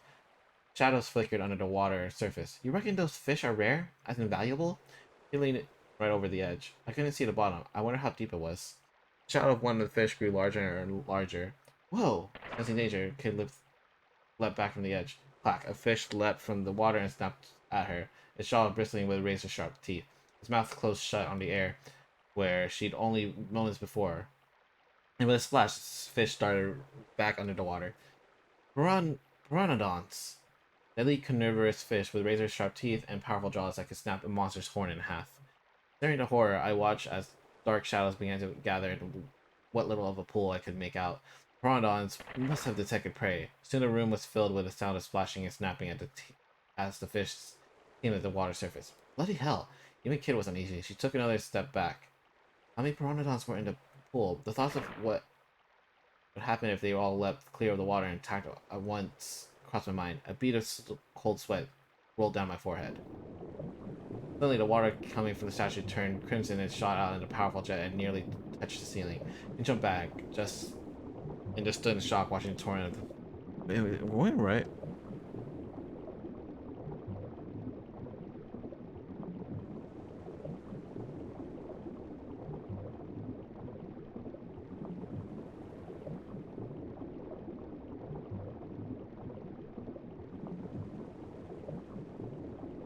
Out of water is completely question, blah blah. The spell was soon broken when we realized the water was starting to flow faster and faster. And faster, the pterodons began to jump and snap at the water surface with bloody bleed. I was brought to my senses by a dull slapping sound of pterodons. Oh, so this is a random encounter?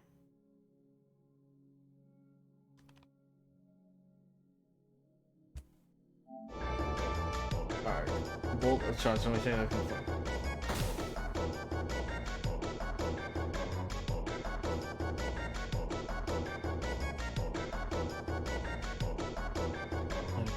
Don't be late. Did you want to die here? Oh, okay.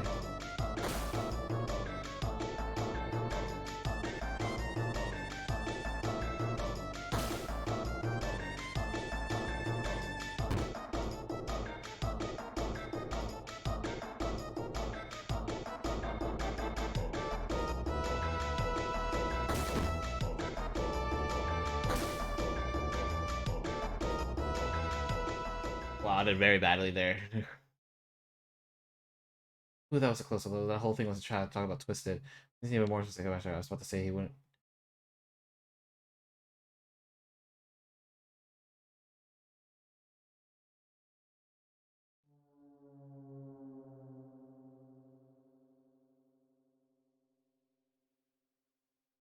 Wait, what? Did I mess up?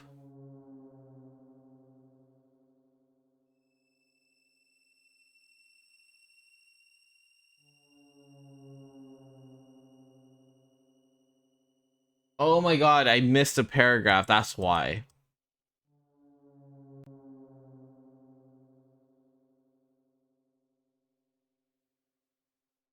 It's a mouth of truth, announced McGill.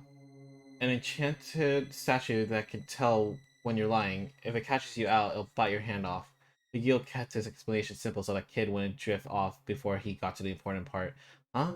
What's it doing here then? I suspect it's part of a greater mechanism. Stick your hand do ya? Right? Stick your hand in it, Scob, do ya?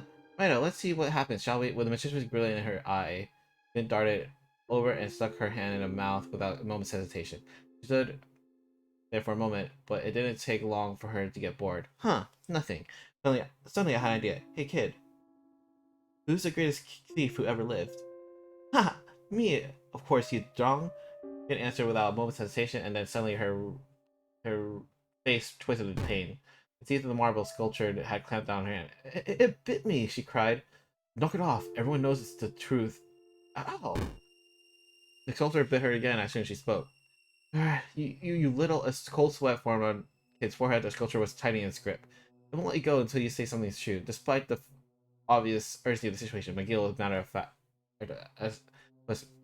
as ever. Say anything, kid. Anything. As long as it's the truth.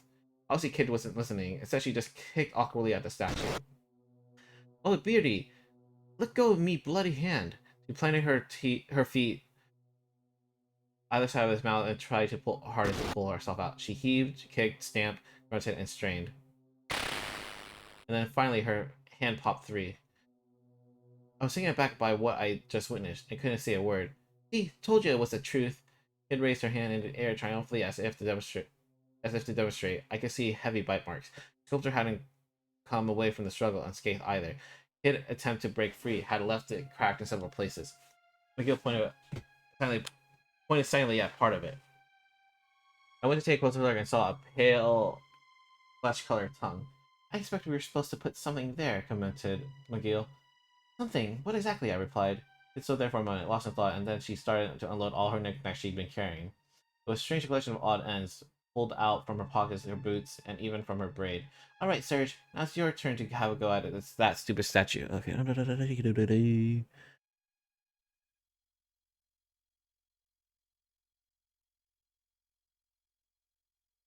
She grinned at me, holding her assortment of knickknacks out of the palm of both hands. I guess she decided whatever further horrors the statue had to store, she'd rather not face them herself. Nice kid. Real nice. Grumbling to myself, I reached out to pick an item. I chose the hand-shaped plate.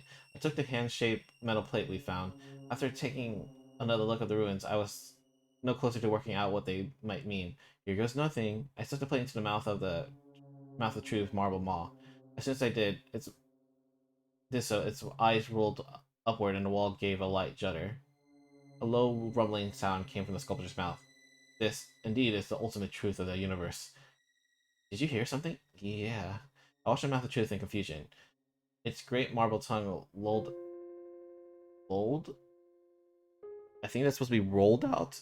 Its great marble tongue rolled out, almost like a tongue. Yeah, it's supposed to be rolled. Almost like a tongue. I coiled around the plate, seizing it and pulling it deep inside. What the? What's going on? In a panic, I looked to McGill for answers. Seems this ineffable truth of the universe has left even the mouth of truth tongue-tied. McGill answered in his usual deadpan manner. I think he might have been trying to tell it. Make a joke. Hang on. So that plate thingy revealed the truth of the universe, and you went and crammed it down Beardy's gullet? Do you realize how much we could have sold that for? Kid kicked the floor in frustration and snapped her fingers. And then drains of all sides of the room suddenly opened wide. Red water formed eddies as it sank away. Helpless, the pteranodons were washed away with the current. Soon only trickles of water were left, slowly dripping away. Well, that's a struggle left, ain't it? Guess we won't be sleeping with the fishes tonight, grinned Kid, looking at the empty pool. We crossed the drain and making for the exit on the other side and pressed on.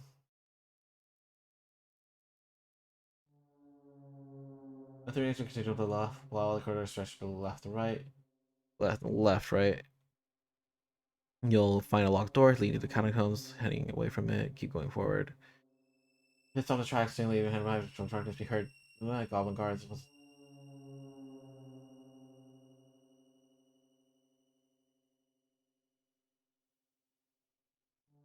Okay, this is a random encounter. Alright.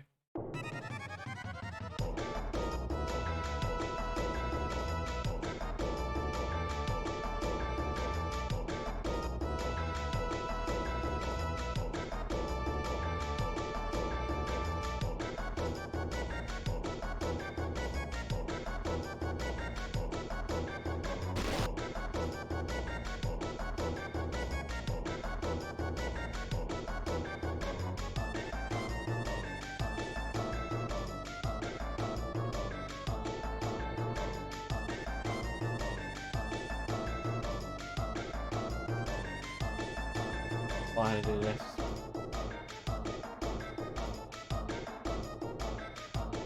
I thought that was gonna happen.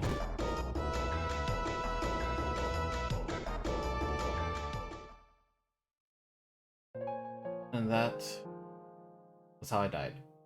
I died? Oh my god, do I have to redo the whole thing? Oh my god. Ah, ah, ah.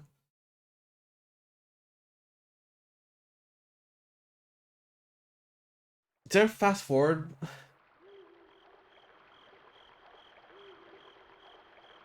I could save? I could save? Wait! Oh my god. No! No! Oh my god. I didn't realize I could save.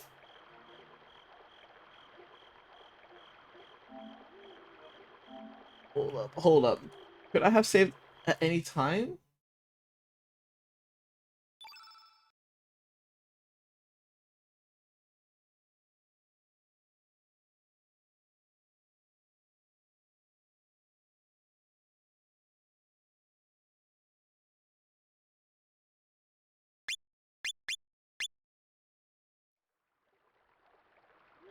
Frick! That's... Oh my god! I didn't realize you could save! God freaking damn it!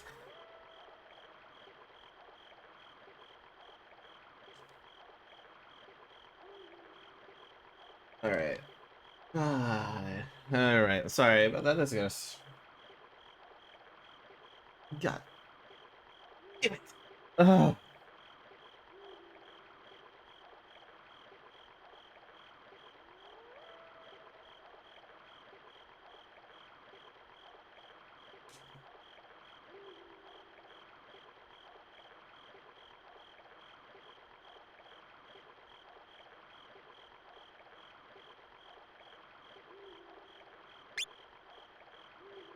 But...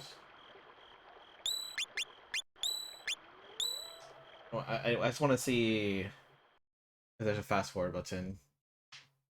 Probably isn't.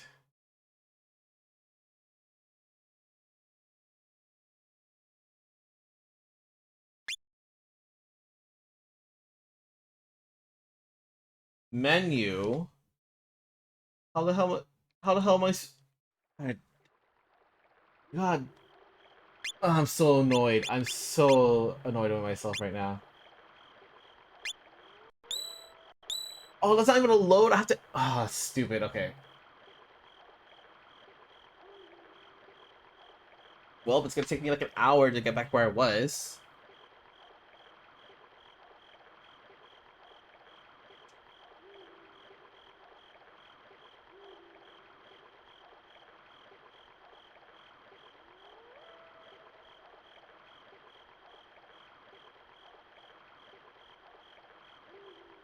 Why the hell will you say menu? Just say save. I'm trying to go to save. I would have been like, oh, I can save during the thing. Oh my god. It's not obvious you can save. God damn it. I'm so mad.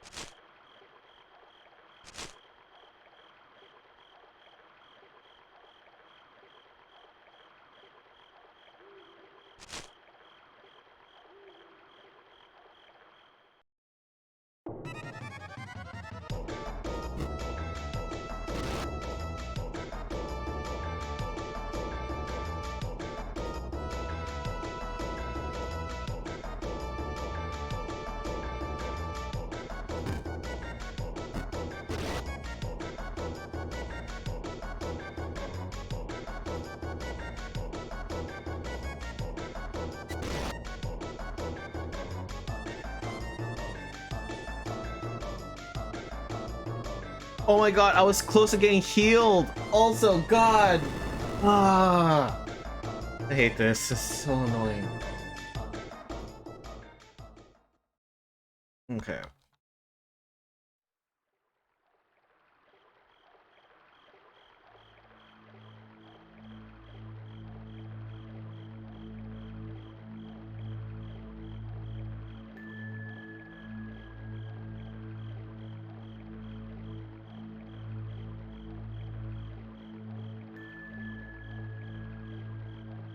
Darn it, if I just didn't die at the stupid goblins.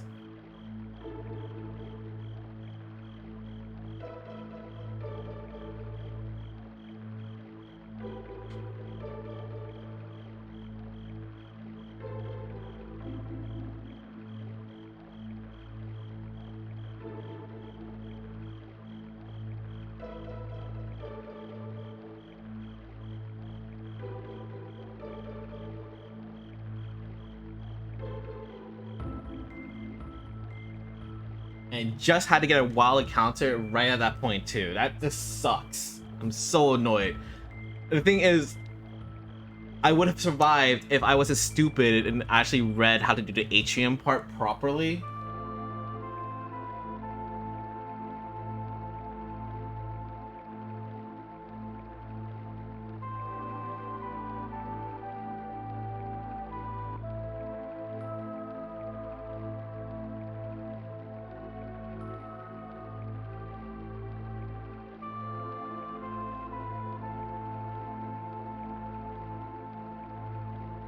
I literally took the maximum amount of damage there by staying too long.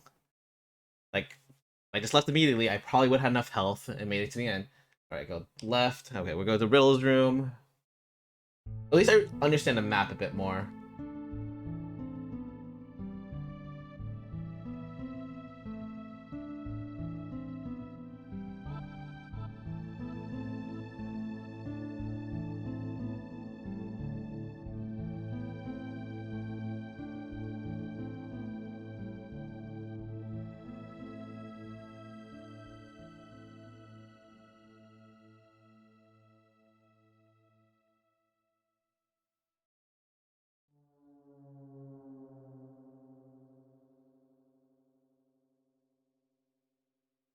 Down the stairs.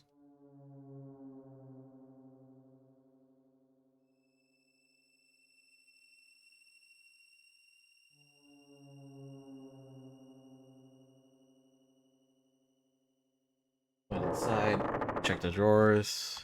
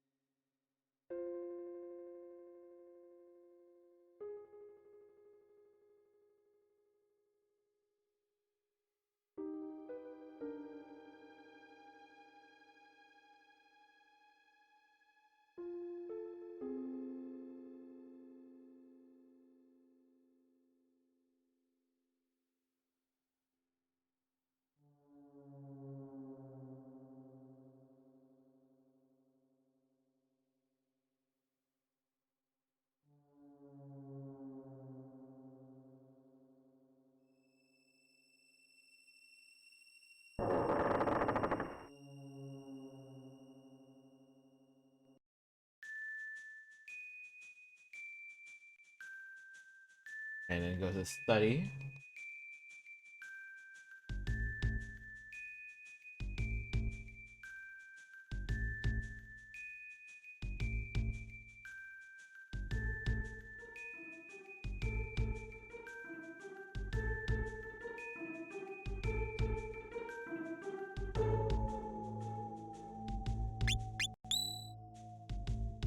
Because why not?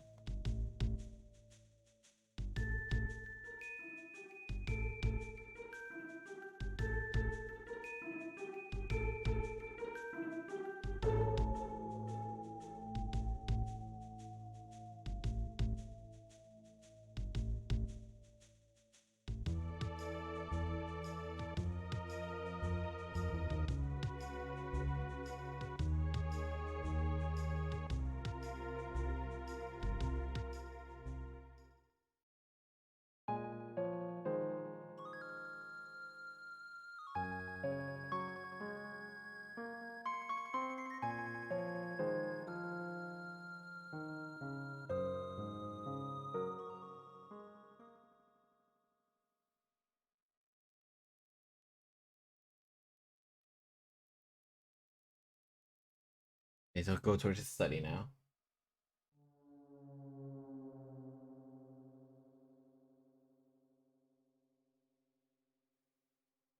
Continue on our way.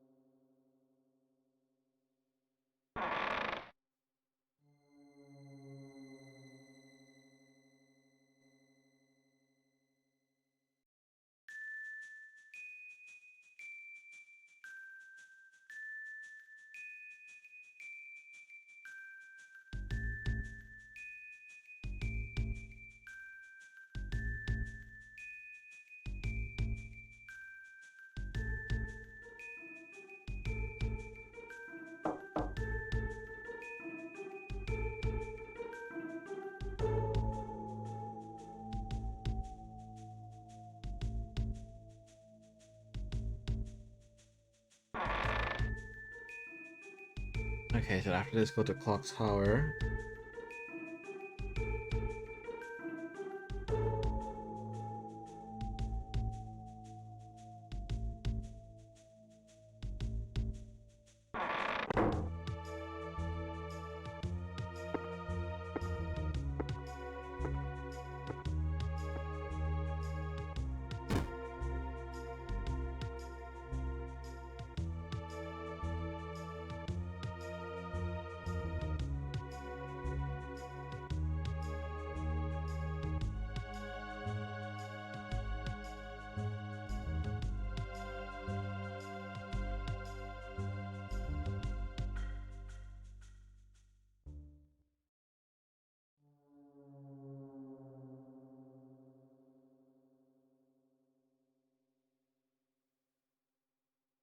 Towards the terrace.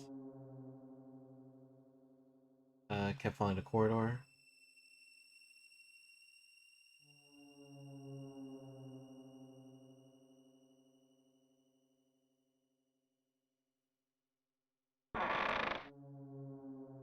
Okay, tell the truth and tree healing.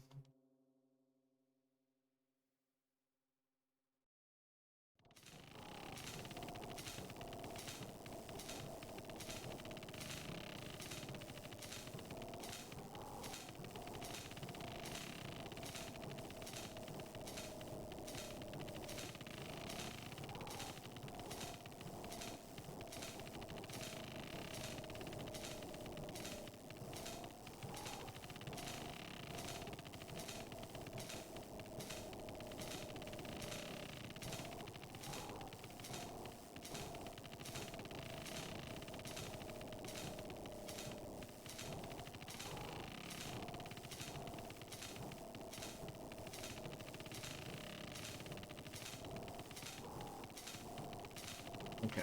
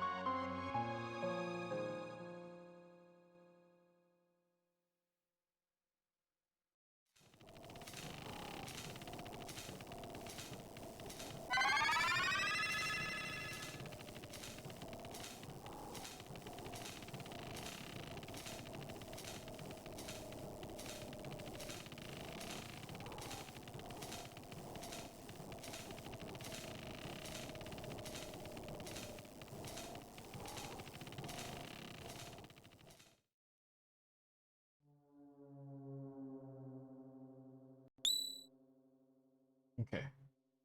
Let's see.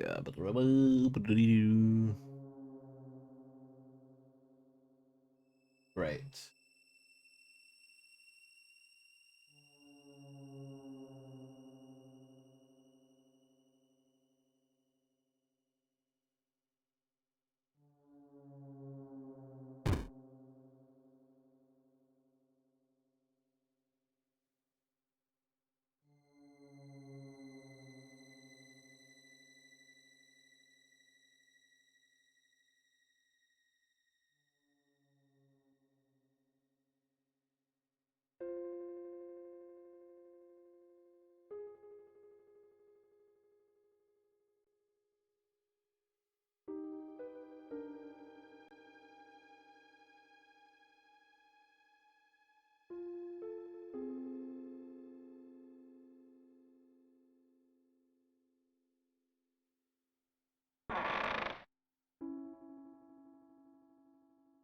Okay. Still trying to get back to where I was.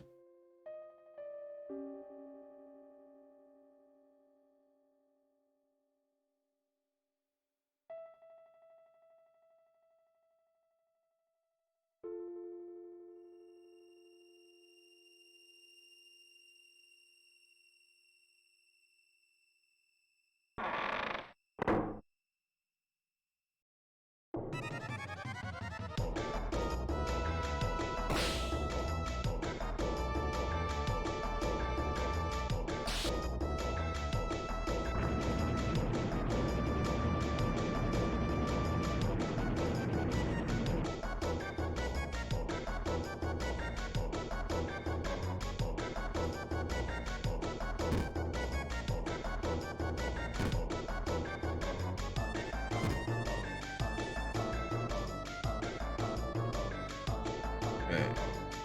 Alright, so then I need to go to Lynx's quarters, okay?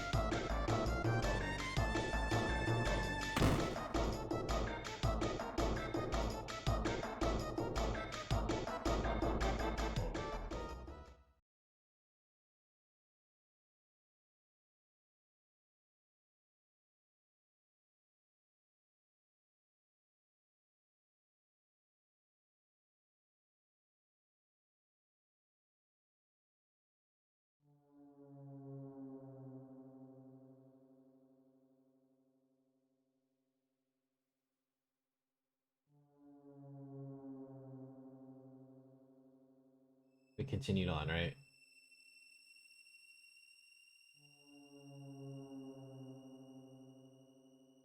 Okay, so this is the random encounter.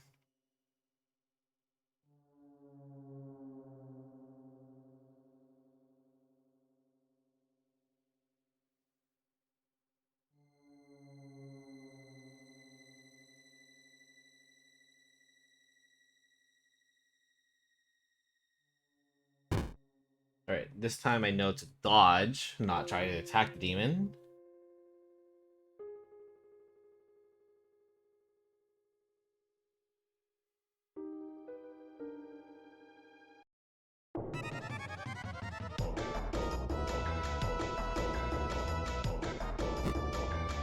They push through the air toward me, I kept my body low and dodge. Avoid the attack, but I must telegraph my graph. Ah, darn. So that's like a 50-50 from what I read. My demon abilities is level.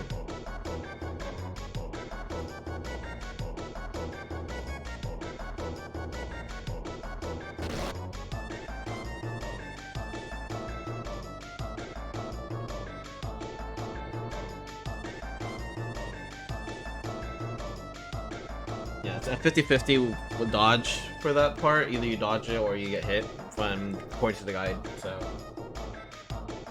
quite unfortunate I got hit. But I mean, probably better than me encountering a goblin, because I still don't understand how to properly do that fight.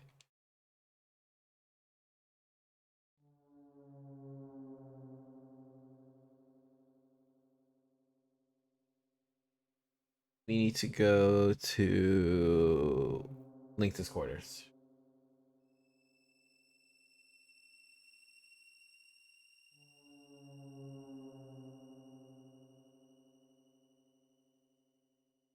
Battle.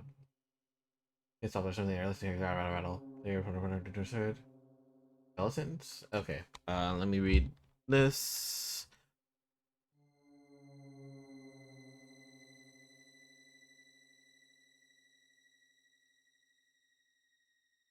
Okay.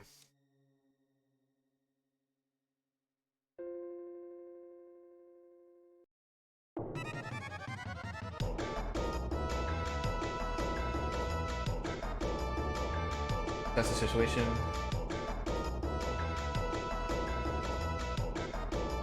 The sword here goes forward and it twists his body into strange shape pose. Wait, is it doing what I think it is? You can record the cells with dominating shape what could be tried with. That's highly suggestive. For a moment no one knew what to do. The kid looked at Mag being completely bewitched. There was no way he'd use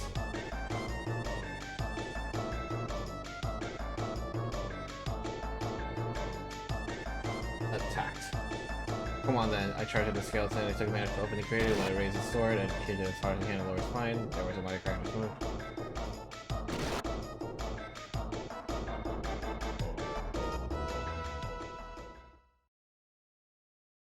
Cool.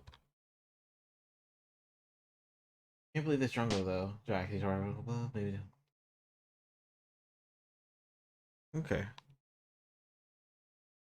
I was doing great. I felt like nothing could stop me. Maybe ate so drunk after all. Blah blah.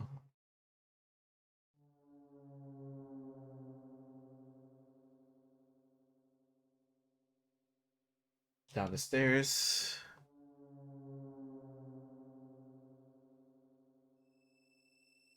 To the right. Then continued on to Lynx's room.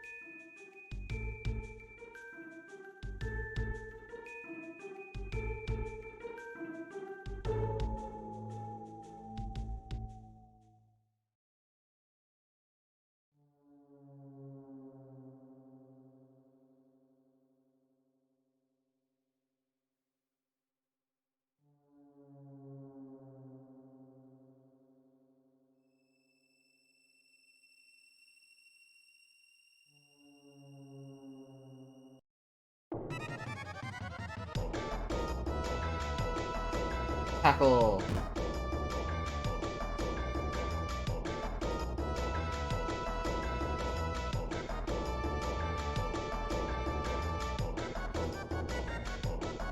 Catch it. Slam it to the floor.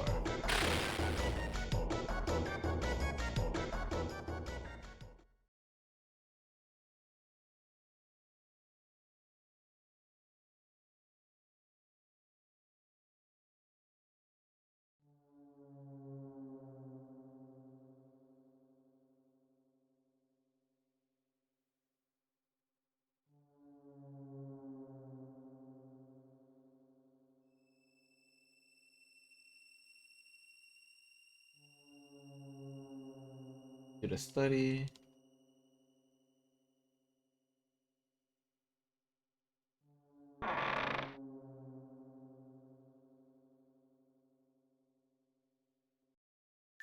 Okay, I'm gonna save here. Oh, it won't even let me save. Okay. Alright, never mind. I guess I can't do the funny thing. Supposedly, if you select the blue cover, like one of the blue cover ones, there's a specific one that's really funny.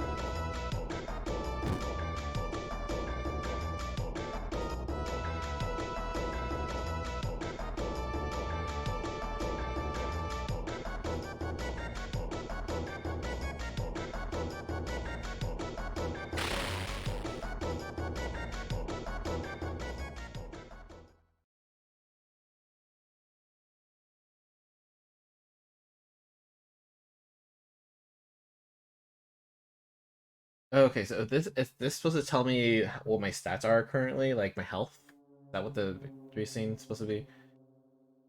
Alright, so if I go back to the treasure room.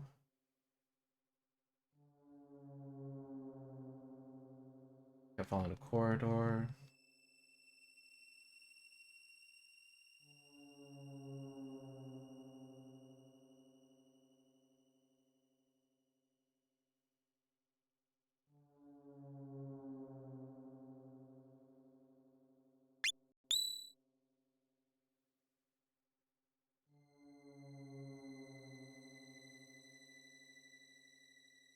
Okay.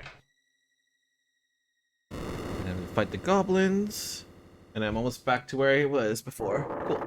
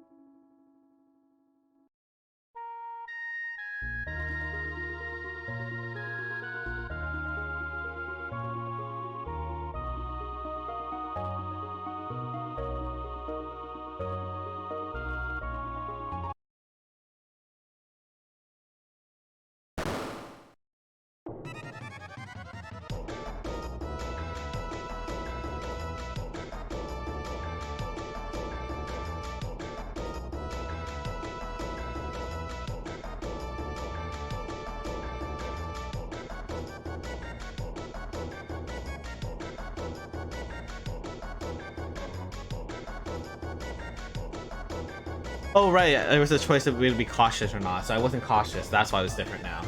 If I wasn't if I was cautious, then the crown could would have triggered. No, nothing at all. Jump ahead of Maddie with her wrath. Before I finish, we had a better play ourselves. Okay.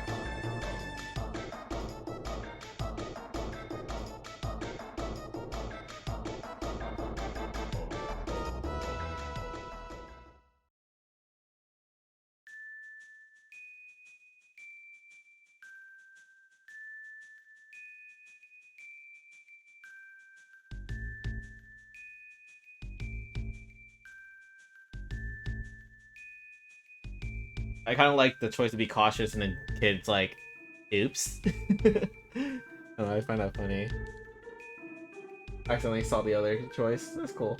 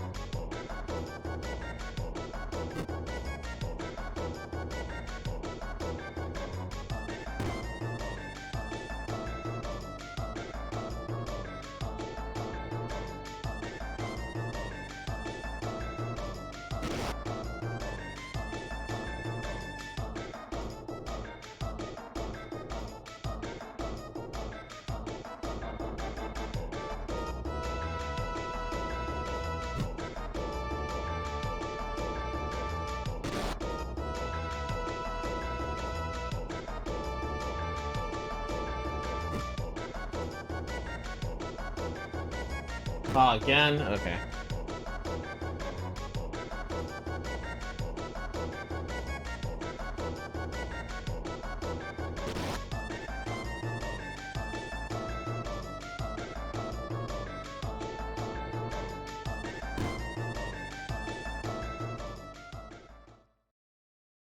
Okay.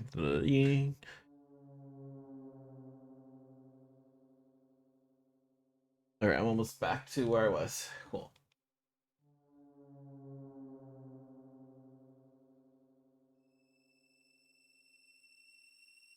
Now I go to the atrium. Okay.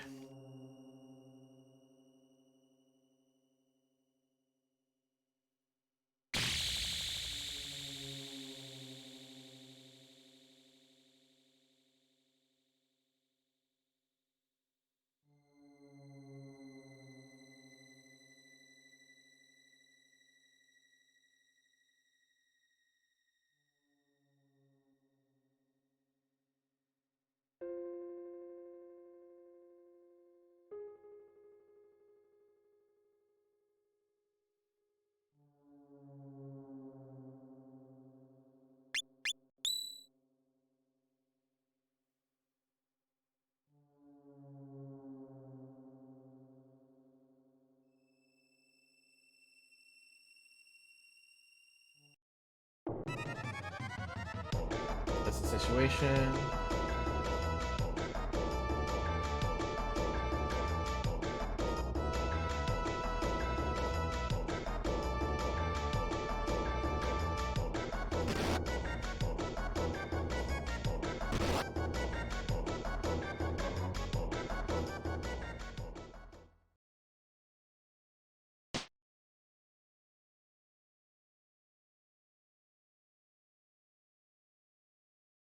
Oh, okay, so that is telling me. That is telling me my health currently. Okay.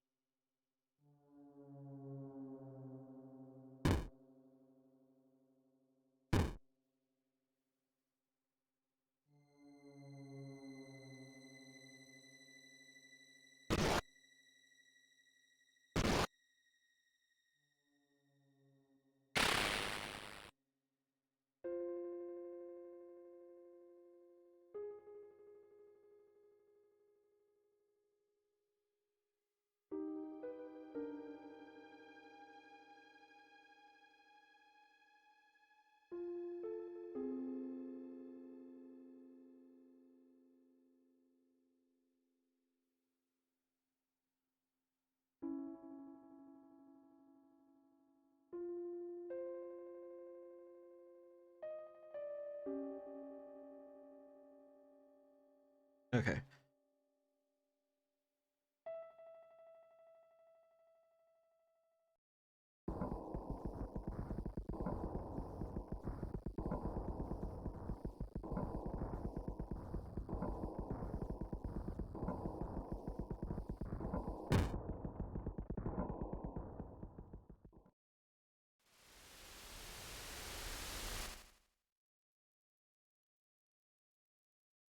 Alright, now I'm finally back where I was.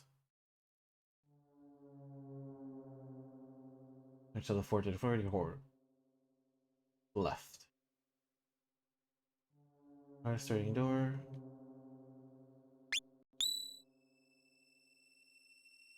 Bloody marvelous. Another bloody door with a bloody magic berry on it. Wonder what's inside. My sixth sense tells me it ain't treasure. He whispered back to us as she examined the door. I suspect that this is the Manor's dungeon, replied McGill, his eyes closed in concentration. I can hear the sound of someone moaning in the darkness on the other side. But there's nothing we can do, and thus it is of little concern to us. Now, let us turn back. With no way of getting through the door, we trace our steps back to the corridor. Okay, cool. And then we go down the door, we came back to the Passion of Wrath. Path right would take us back to the atrium. The path ahead with the went straight on. You know, the path facility went down the stairs. So at the bottom, we found ourselves at another intersection to the left. I think we take the left, right? Yeah, turn left to the armory. A larger coated other scratches. The door with a wooden plate. The word legend guard room? Wait, is that right? Yeah, okay, cool. Elaborate calligraphy. Well, well. Reckon this might be where we find a key to that door upstairs? Looking past that bloody magic barrier without it. Kid pressed an ear against the door. It doesn't sound like anyone whispered went inside. It opened the door to the room had seemed completely silent from the outside, and so we had thought it would be empty, but there inside was a lone goblin.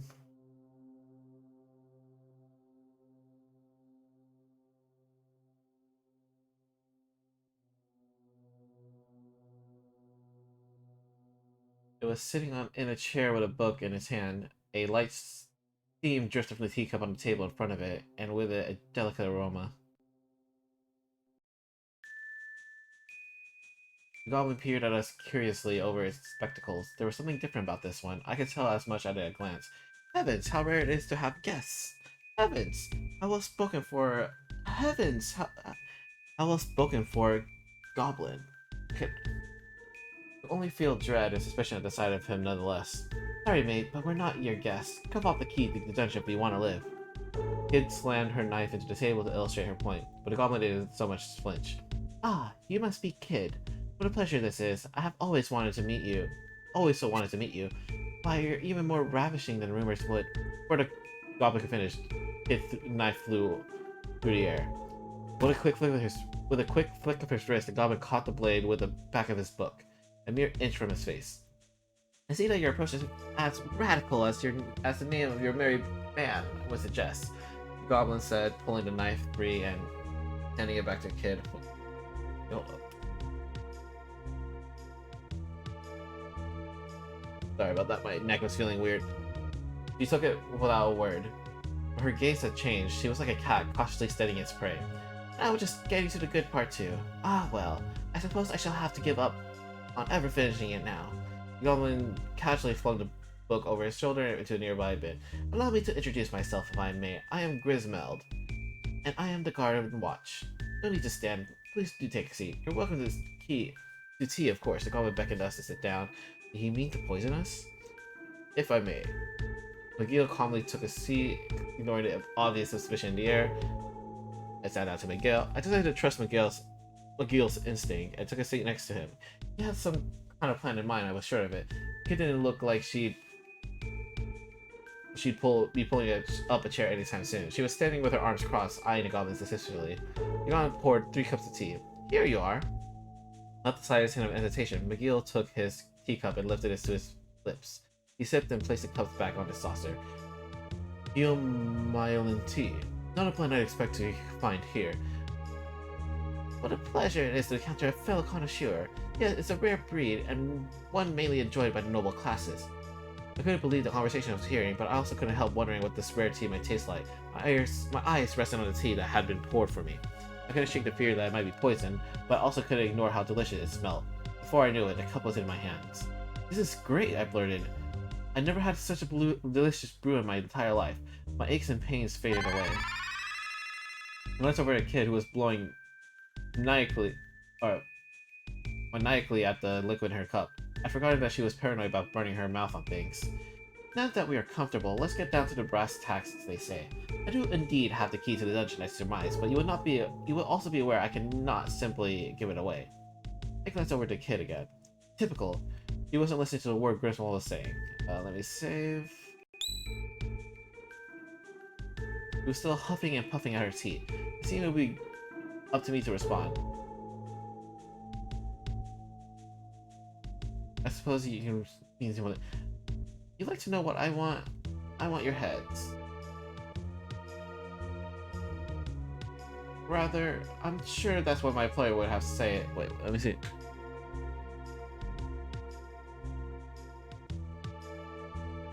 I have no such barbarian aspirations. Furthermore, I doubt I'd be a match for you. Gringo chuckled as he said. What I live for, Lord, is the joy of conversation, which I fear my compatriots are ill-equipped to supply. Perhaps you might have 1-2 ripping yarns to share? Grinning, he added, I'm sure notorious thieves such as yourselves must have more than a few thrilling tales up your sleeves. They want to hear a story. That seemed a more than a fair price to pay for the key. I closed my eyes and thought, I know just the story. How did it begin? One night a young girl was walking alone in the forest.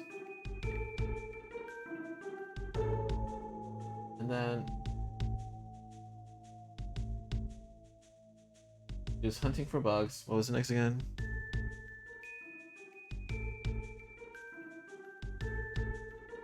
He caught a beetle and painted it gold. Fragments I remember seemed about right. I had a rough handle on how the ending would go. Let's see.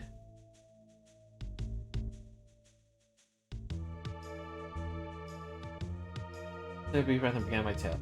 One night, a young girl was walking alone in the forest. She was out hunting for bugs. She caught a beetle and painted it for gold. And then she set off into town to sell her catch. On her way there, she met some travelers and convinced that the creature she carried was the fabled beetle of fortune. She sold it to them for an eye-watering price. Rich at last, the girl and her mother lived happily ever after. Hey, Serge, the girl's name wouldn't happen to be Kid, wouldn't it? Would it? My blood froze at the quiet threat in a voice behind me. What? I'm just making this up as I go along. Don't tell me Don't tell me you actually did all that stuff. The moment I turned around, I found my neck caught in Kid's hands. How did you find out? How? I couldn't answer her. I couldn't even breathe. I braced myself for a slap across the cheek. Before it came, Griswold called out to her to stop her. He whispered a few words in her ears, then handed her a small bag. Her eyes glinted like stars, and she looked very pleased with herself indeed. Kid turned to me and McGill. Right. Let's hurry up and kill Link so we can have some of this more. We can have some of this tea here. Here, tea. So Griswold had won her round with his special blend. He must have really liked the stuff. Okay.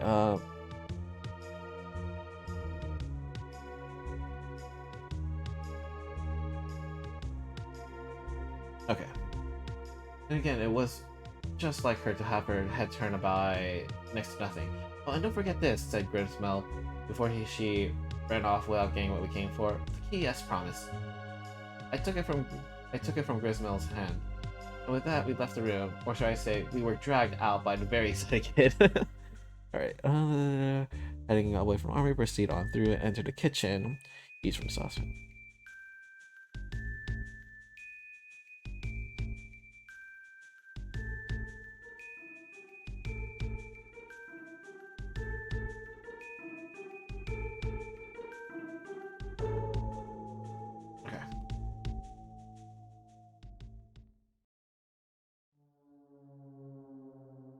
Where do we follow the world? This is section.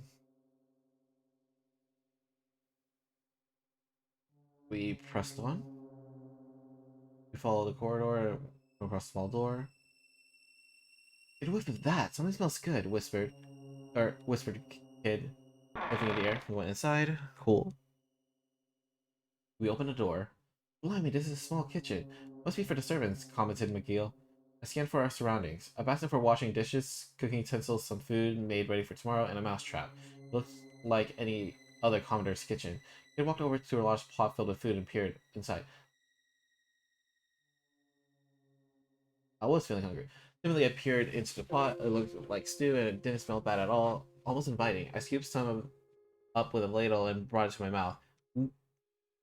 It was delicious. This stuff's delicious. You should grab a bowl, kid. I urged between bites. Kid was looking at me again and staring at me intently. In fact, she was searching for something. Well, you ain't going green or nothing. Guess it's safe. Alright, let's have a try. She licked her lips with anticipation and swiped my spoon right out of my hand.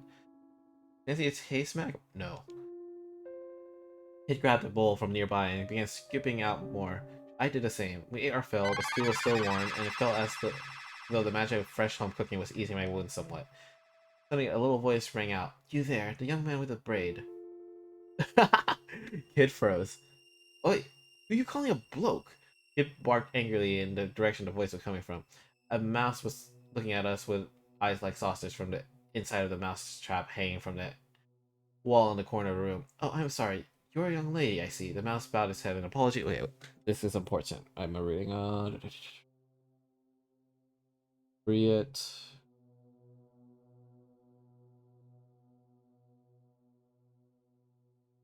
Okay. Please, kind lady, you must hear me out.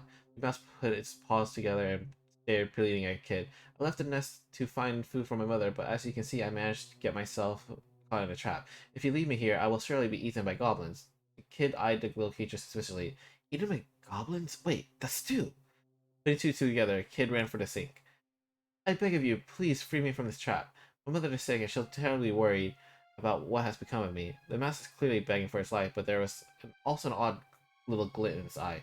Meanwhile, Kid was at the sink. Blurf! I'm never gonna get that taste out of my mouth. I'll be buggered if I'm hanging around here any longer. Kid had returned from the sink only to stamp off towards the door. She was looking very green around the gills. Kindly young lady, I don't suppose you could free me first? You got yourself into a mess, you can sort yourself out. Kid all but spat on the ground as she left the room. Cal's eyes swelled up and looked at me. Young man, please, you're my only hope. I freed the mouse. God, fine. Unable to bear staring at me anymore with his pleading eyes, I lifted out down the cage and opened the door. The mouse bounded happily out from inside. The mouse gave a wicked chuckle. You poor naive fool! Suddenly his body began to balloon massively in size. Oh wait, Serge, what are you doing in... It stopped in horror the moment she opened the door. Look at me, a griffin! The enormous creature stared blinkfully down at us. Idiot humans, my mother is not sick, but yours will be when she sees what I've done to you. Good going, Serge. You're a bloody liability, you are. Oof. Okay, maybe I did make a mistake, but you didn't have to rub it in like that. Griffin gave an almighty cry and leapt right at us. His razor sharp ducked. Caught off guard, I tried my best to dodge him. When the carrying the Griffin suddenly lost his balance and came crashing into the ground. Oh bother, I'm too hungry to even fight properly. What on earth? I breathed a sigh of relief, running a hand down my chest. Alright, little mouse. Now it's time for the real show to begin. He walked up to the Griffin and cracked her knuckles. Cracking her knuckles. Please, kindly, young lady. This is all a misunderstanding. A terrible misunderstanding. Panicking, the creature leapt to his feet. You can't kill me. I have useful information. If you let me go, I promise I'll tell you everything I know. Everything.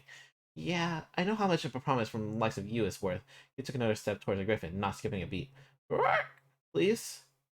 Kid kept on coming. Griffin kept shrinking away.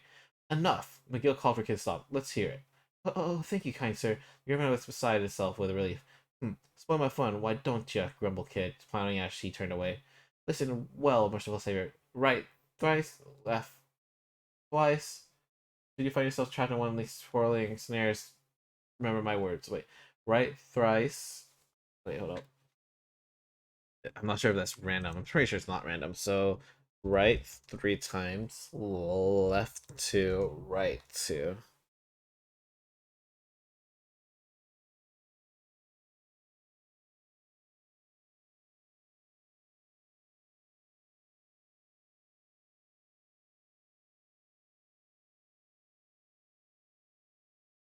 With that, the Griffin returned to the mouse-like form and disappeared in a small hole in the wall. Trapped in Link's snares? Ha!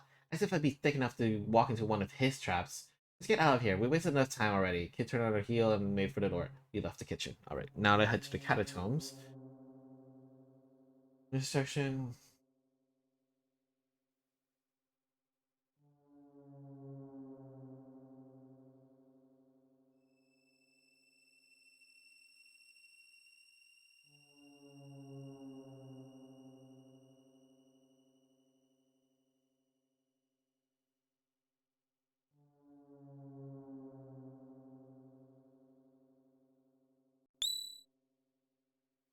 Right. The key we got from the creepy old goblin should do the trick. Hit slipped the chain of the clock, the heavy door groaned slightly as it groaned open. Alright.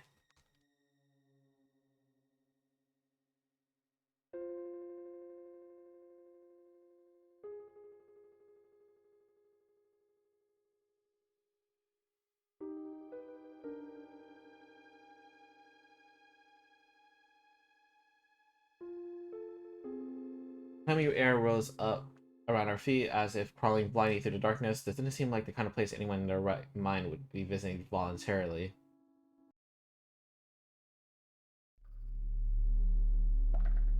We pushed the heavy iron door the rest of the way open and stepped into the darkness. There was a row of cells all locked behind iron bars. One, two.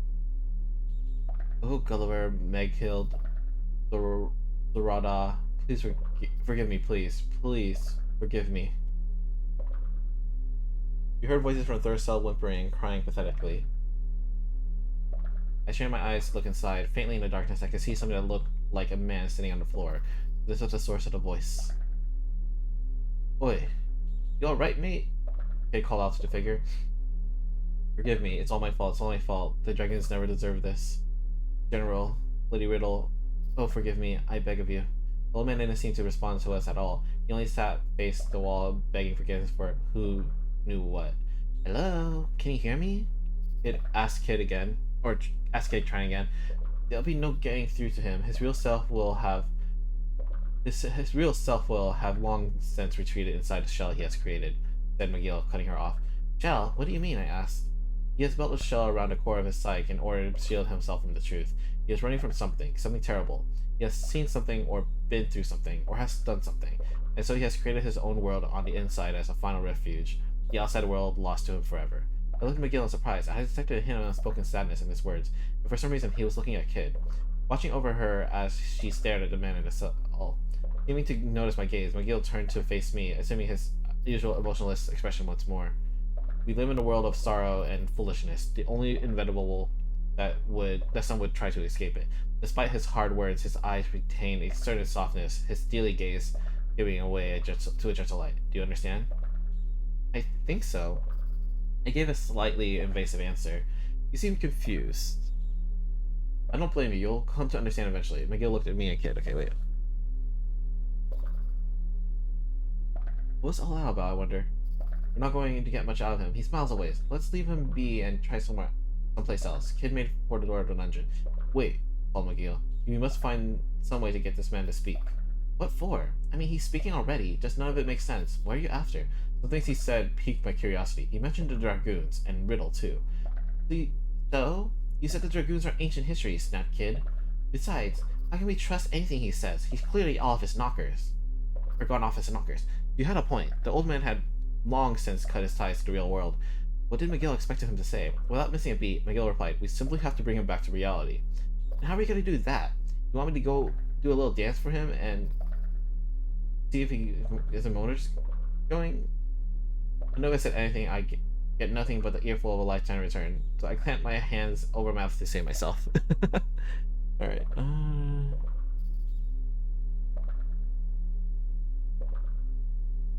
and say nothing when kids ask. Okay, cool. That's right. That was the right answer. Where are you playing at, sir? Seeing kids seem unimpressed. Phew, that was a close one. I don't think that would work, said McGill dryly.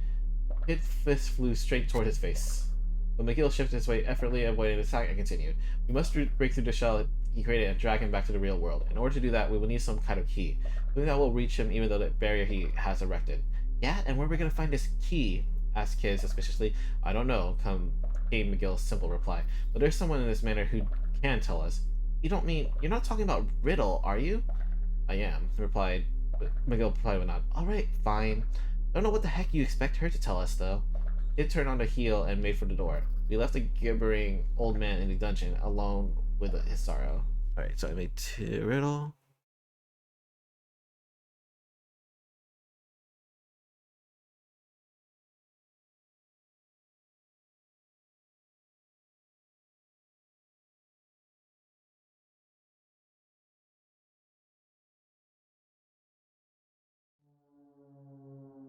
After making a room normally by chance.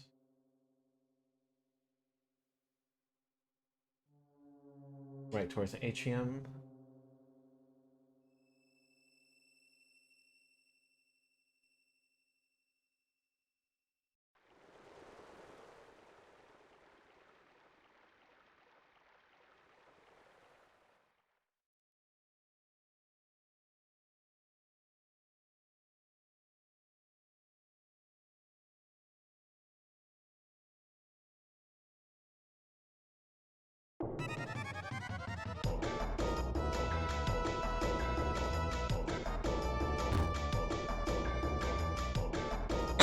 Excuse me.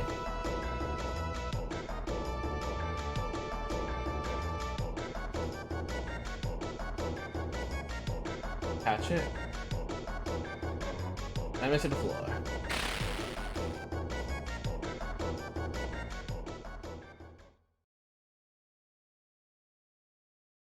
let's see what's on my health. Wait a second.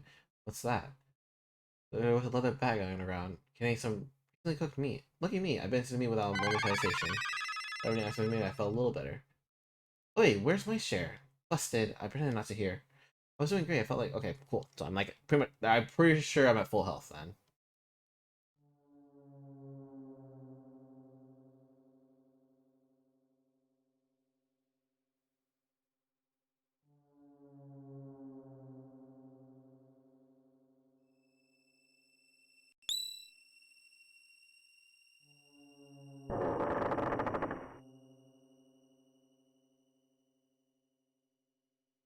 Downstairs in the tiny welcoming room, the knickknacks and curios dotted around the place seemed to be well loved.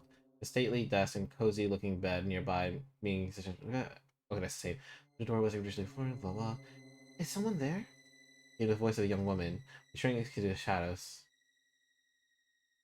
The woman appeared from deeper within the room. She was slightly made up and had a gentle and threatening air about her. It was Lynx's daughter. Strange. I'm sure I heard someone. I was at a loss at what to do for a moment, but before I had time to do much more than hold my breath, Kid had already darted over and thrust her knife out, stopping the blade only a hair's breadth from the woman's neck. Where's the frozen flame? Answer me! Her voice came out in a harsh growl. I rushed in to hold Kid back before she hurt the poor woman. Kid, do we really have to do it this way? Shut your trap, Surge. Billa couldn't help but giggle as she watched us bickering. What are you laughing at? Kid shot Riddle a harsh look. It's just, you don't seem like things at all. You little, you want me to cut you, girl? I'd be surprised if that knife could cut anything. For a moment, I felt faint, imagining Riddle on the floor covered in blood. And then clang. Kid had thrown her knife to the floor, and I saw that was only a letter opener. Didn't think you noticed. Whatever, I'm not here to mess around killing the likes of you. Anyway, I have no desire for bloodshed either. And I said Riddle, in a voice that was almost like a whisper. I am not your enemy. In fact, I want to help you. There wasn't a hint of hesitation or deception in her voice. Let me guess, you're trapped in the manor too. Riddle only lowered her eyes sadly in response to Kid's question. The frozen flame should never have been allowed to fall into Lynx's hands. Riddle spoke quietly, but deep emotion clearly underpinned her words. The flame was once the property of an ancient kingdom to the north, kept it for generations. It was said to have uncanny power to guide people and change history itself. After the kingdom fell, the flame changed hands countless times until it eventually came into my father's possession. That was before I was born. Sometime later, Lynx became aware of the flame's true value and approached my father under the false pretenses of friendship. Oh, so Lynx isn't her real father. In this scenario, is what I'm talking about. And also suspected that what his true intentions were. And then, on that horrible day, he destroyed everything. He killed everything. Rose shook her head and buried her face in her hands. I don't care about the frozen flame. I don't care about the stupid cursed stone. It means nothing to me. I just want to take it away from Lynx and smash it to pieces right in front of him. We can only make that happen. Bill looked up with surprise as McGill spoke. No one else in the world can seize that. And only we. Oh, he. Oh, okay, McGill's the one that said that. Okay, my bad. No one else in the world can seize the jewel from Lynx. Riddle stared speechlessly. Then in a low voice, she whispered, "What can I do to help you?" There's a survivor of the Acacia Dragoons in the dungeon who we want to help. And if we're to help him, we need your help," said McGill, taking a step forward. "What? That man? That man is a traitor. It's because of him that father, that Zorda..." "Please, it's the only way." Riddle turned her back to us and hung her head low. The Chamber of Death. There might be something to bring him back to his senses there. After all, it was there that he chose to abandon his pride, his life. I assume the Chamber of Death must be the cell with a trapped ceiling. Riddle nodded. Yeah, that's gonna be the problem. Started Kid. That thing damn near killed us last time. You'll need to take the Einflanzer with you. It's a sacred sword. It's a sacred sword to have been forged by the ancient sage, and a sister blade to the crimson, cursed Masamune. The timeless blessings of the Onslaughter will surely keep you safe from the Chamber of Death's wickedness. It used to be such a sight to see it in the hands of Zoranda. It danced like the wind, shone like the stars, and struck like lightning. Lost again the memories of fonder times, Riddle once more bowed her head. Oh, that's similar to the story with the betrayal of how the Masamune was contrapting, like, the Dragoons and all that, and killing each other. I wonder if that's where that story is based off of.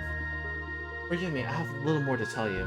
You've told us more than enough. We'll take our leave now, said McGill, turning and making before the door. I wish I had the strength to change things like you do, whispered Riddle, biting her lip. He had hesitated for a moment, seemingly deep in thought. It ain't about strength, it's about having a purpose, something to fight for. I will be praying for you. He shot Riddle a look for over his shoulder. Great, maybe you can cross your fingers too. We left the room. Alright. Let's make the door.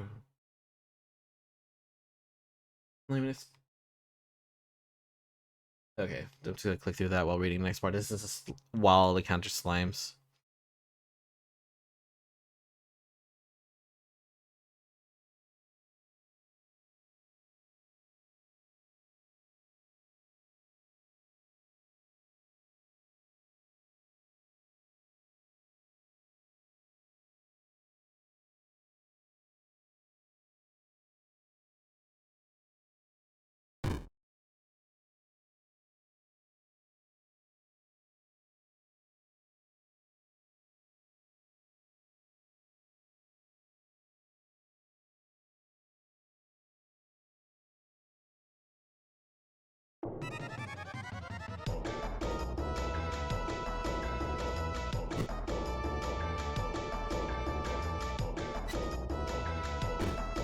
Oh, come on, that's unlucky.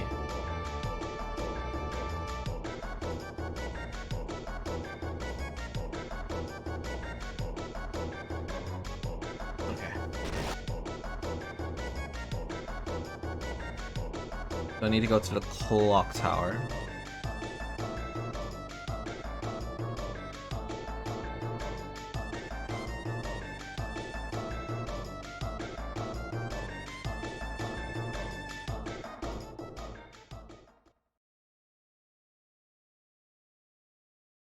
Oh, sweet. Alright, so I pretty much recovered health I took damage for.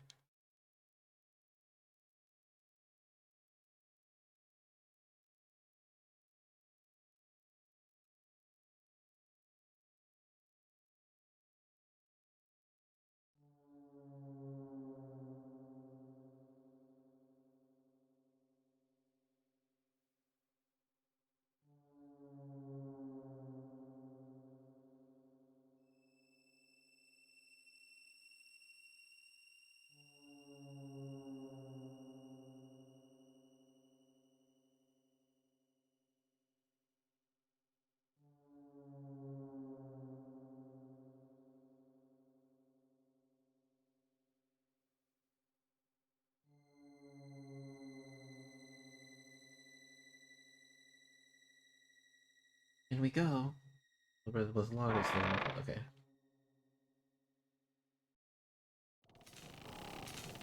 The room was completely silent, and there was no sign of life. There it is. Our ticket to not getting turned into mincemeat. The ancient sword was right where Kid had left it, after playing in front of the pile of junk. We ran over to where it lay. Looking down at the sword, Miguel muttered, 2 ancient blades, the sacred Anslanzer and a cursed Masamune. What are you on about, Mag? You know something about this Master Mune? Oh, shoot! So Masamune is the sword, but Master Mune was the weapon that the Masamune turned into. Miguel said nothing. Well, it seems to be something to ya. It does. Uh-huh.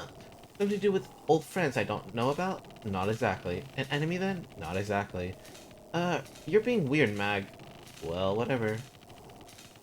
Oh, well, oh, numbnuts. Grab this thing for me, will ya? I was standing still by the doorway. The kid called over to me. Ooh, me? Yeah, you. Or you gonna make me lug the...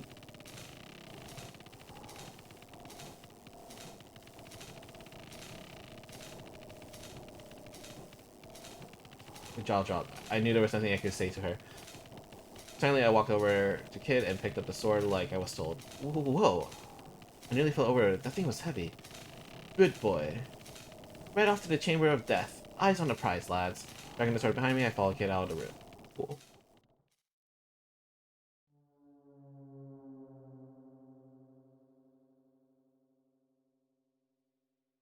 Right down the corridor, right?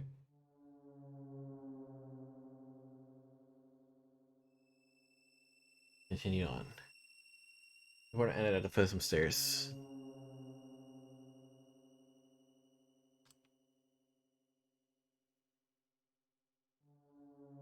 Okay. With the kid in the lead, you head upstairs and start there and also went inside. Alright. Well, this place is just as creepy as I remember. Lovely, grumbled Kid. He was looking at the stains on his wall. The ceiling had been pulled back up, but there was no reason. But that was no reason to believe it might not to come grinding down again at any moment. Bearing in mind what Riddle had told us the room was called. Wait, bearing in mind what Riddle had told us the room was called, it definitely wasn't somewhere we wanted to linger. Quickly, hissed McGill before crouching down and examining the grounds for clues. Kid and I crouched down too. What were we even looking for? What could the old man have left in his room that would help us bring him back to reality? The flagstones of the room were smeared with a black, gooey substance which gave off an odd rotten aroma. I shook my head and tried to drive an uncomfortable thought from my mind. Kid saw me and clearly wasn't doing much better herself. She slowly turned, positioning herself so that she was facing away from the stains on the wall. There was no point in thinking like that. I just had to try, but then the door slammed shut and the gears ground into life. Here we bloody go again. We have to stop it. If we don't deal with the trap, we'll never find out what we're looking for.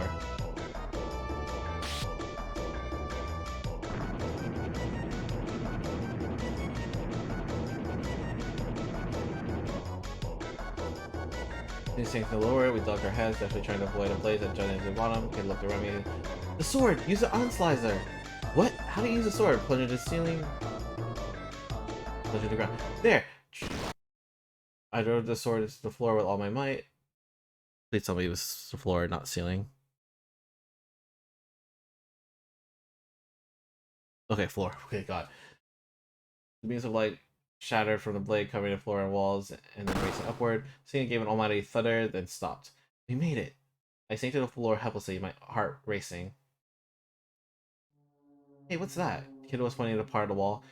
It was where we'd seen the message written in blood. Guess we found what we were looking for. Part of the wall had collapsed, revealing a cavity inside what looked like a piece of solid stone. Inside, I could see something glinting faintly in the darkness. Kid reached into her fingertips, carefully extracting whatever it was from within. It was a slender ring with delicately engraved design that looked like overlapping ferns. The ring was adorned with several small rubies in pattern that resembled a bunch of grapes. The crest of Acacia. This must be an Acacian signet. He put the ring on her middle finger, where it sat uneasily. It didn't seem to be her size. The rubies gave off an eerie glint. Right. Let's not spend any more time in here than we have to. We managed to foil the trap and retrieve a Hassian signet. I left it outside where it stood, and we exited the room. Alright,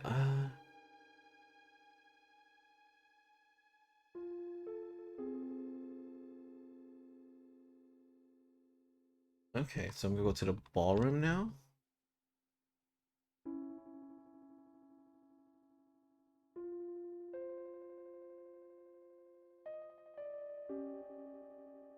Continue on.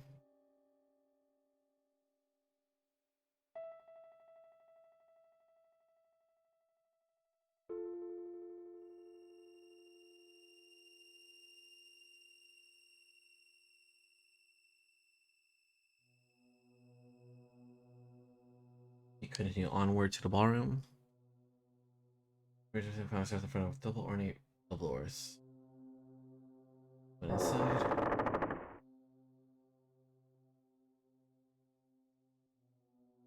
Or it doesn't look like anyone is in here. It seems like the main hall of the manor.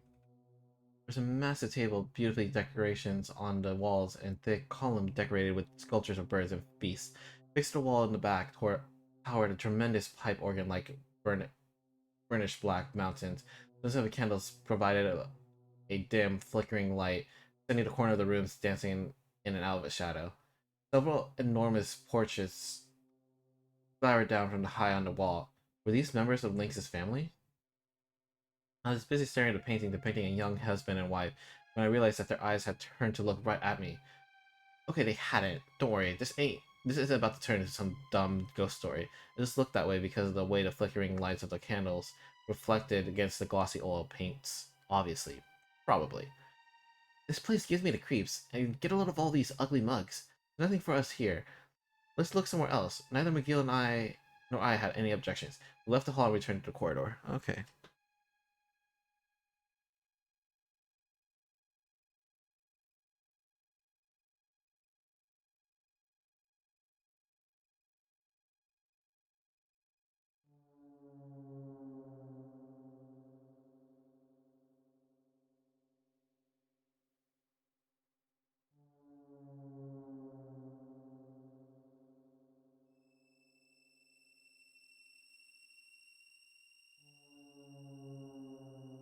Okay, so let's go to the catacombs now.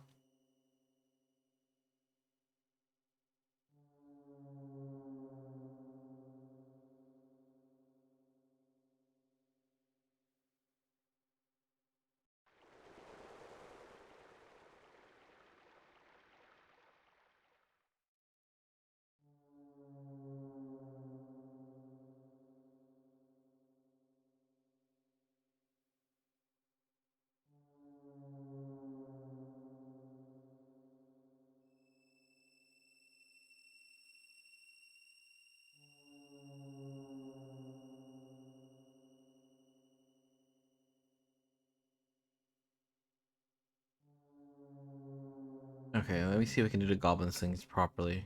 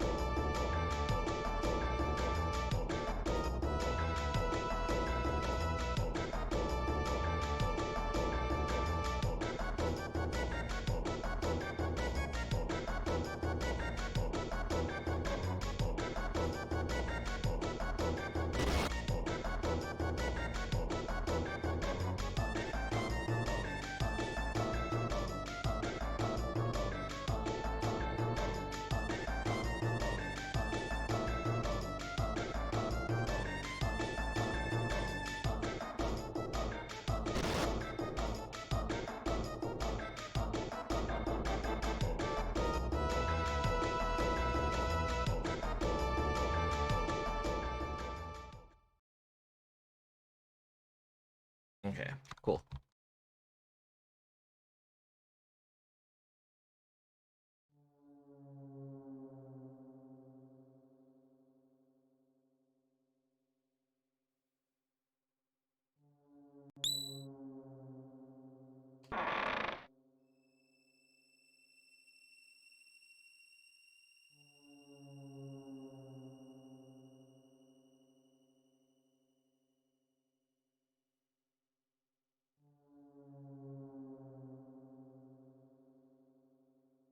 Having retrieved the Hussian signet, we returned to the old man's cell. As soon as we got there, Miguel took a step forward and grabbed onto the bars.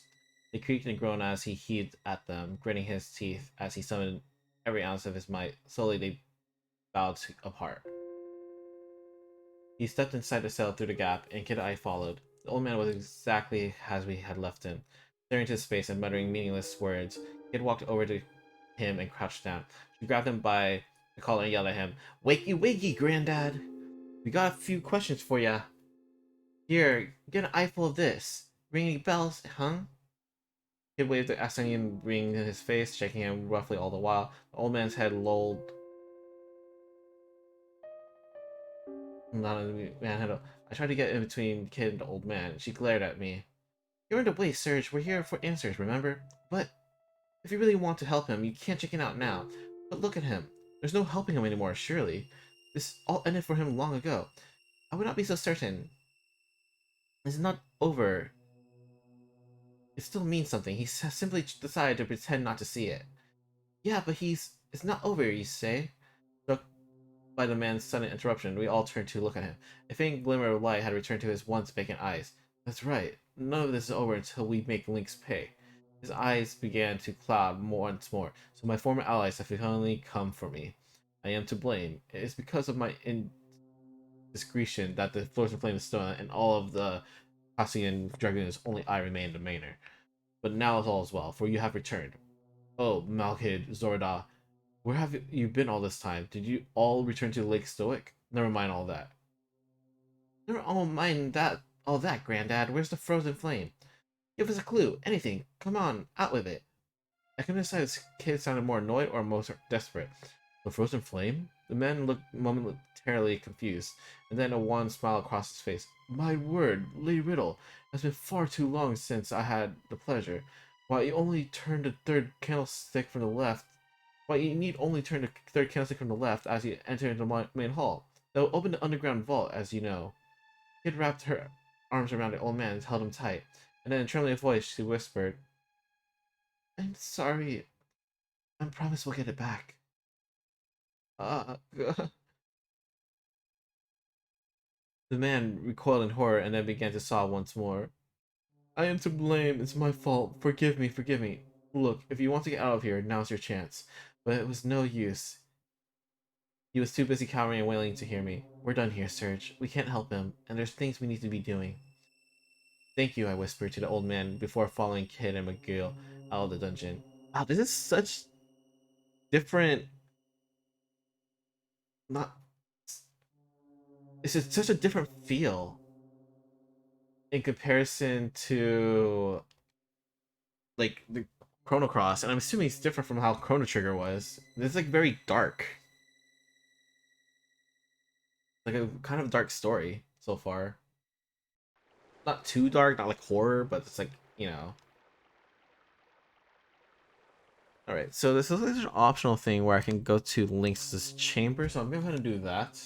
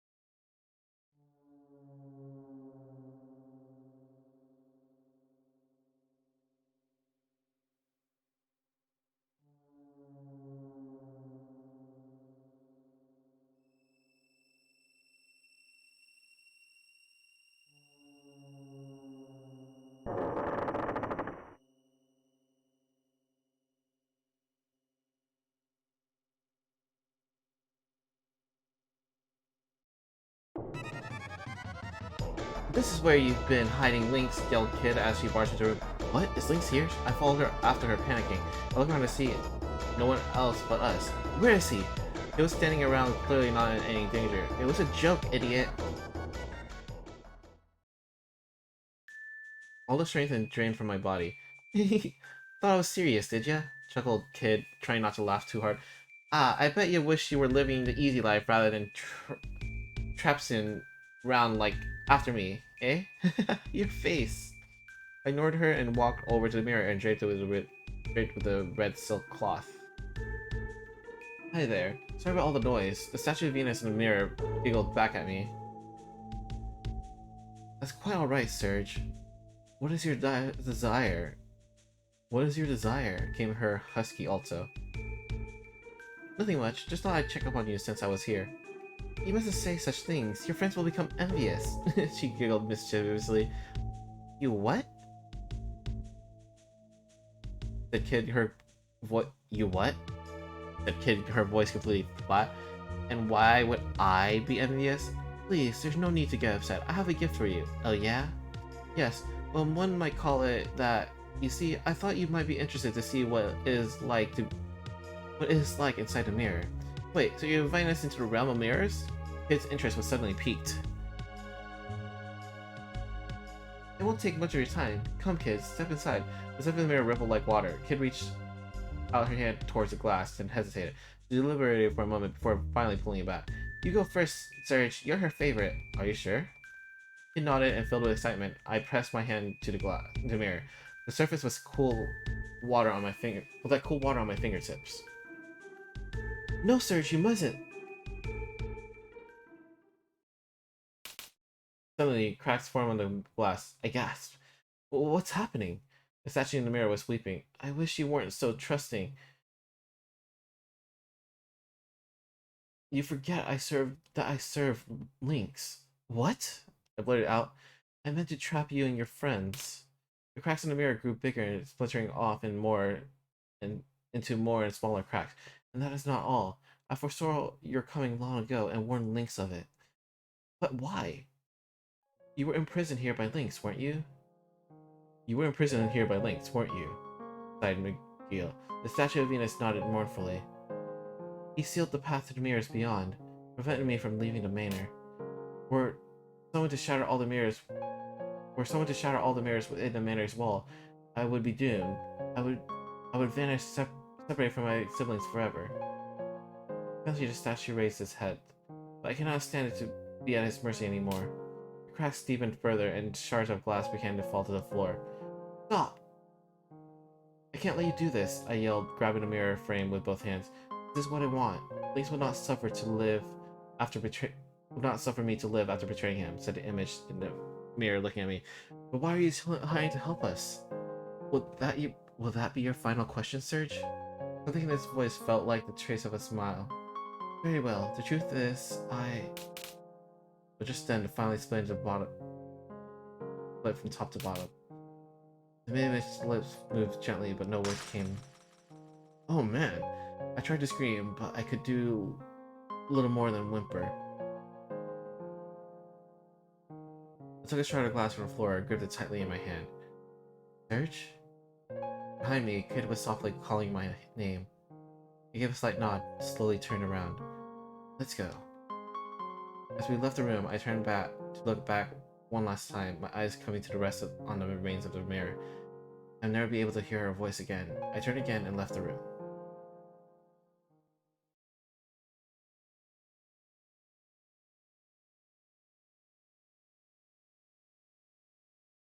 Okay.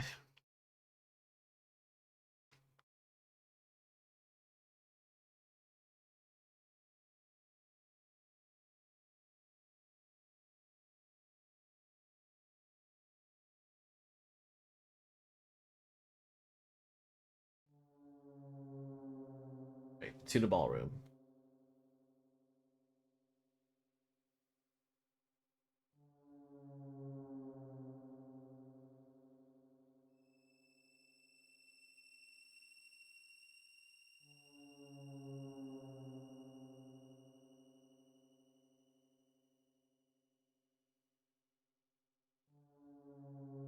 To the main hall. Ah, not a random encounter. Okay. Well, I can keep reading, make sure.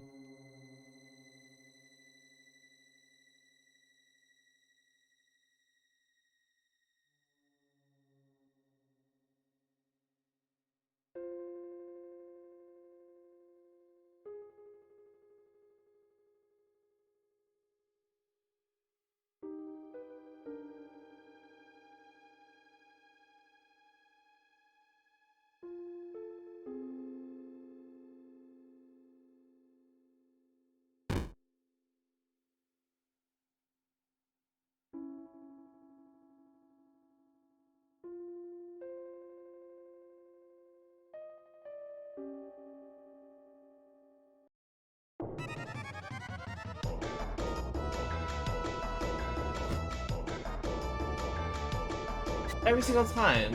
Come on.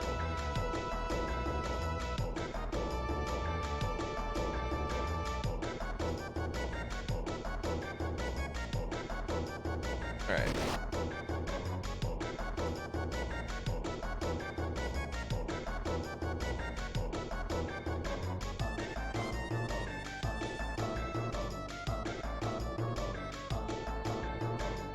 Alright, my health should be good. I was like full health before. Yep, okay. Perfect.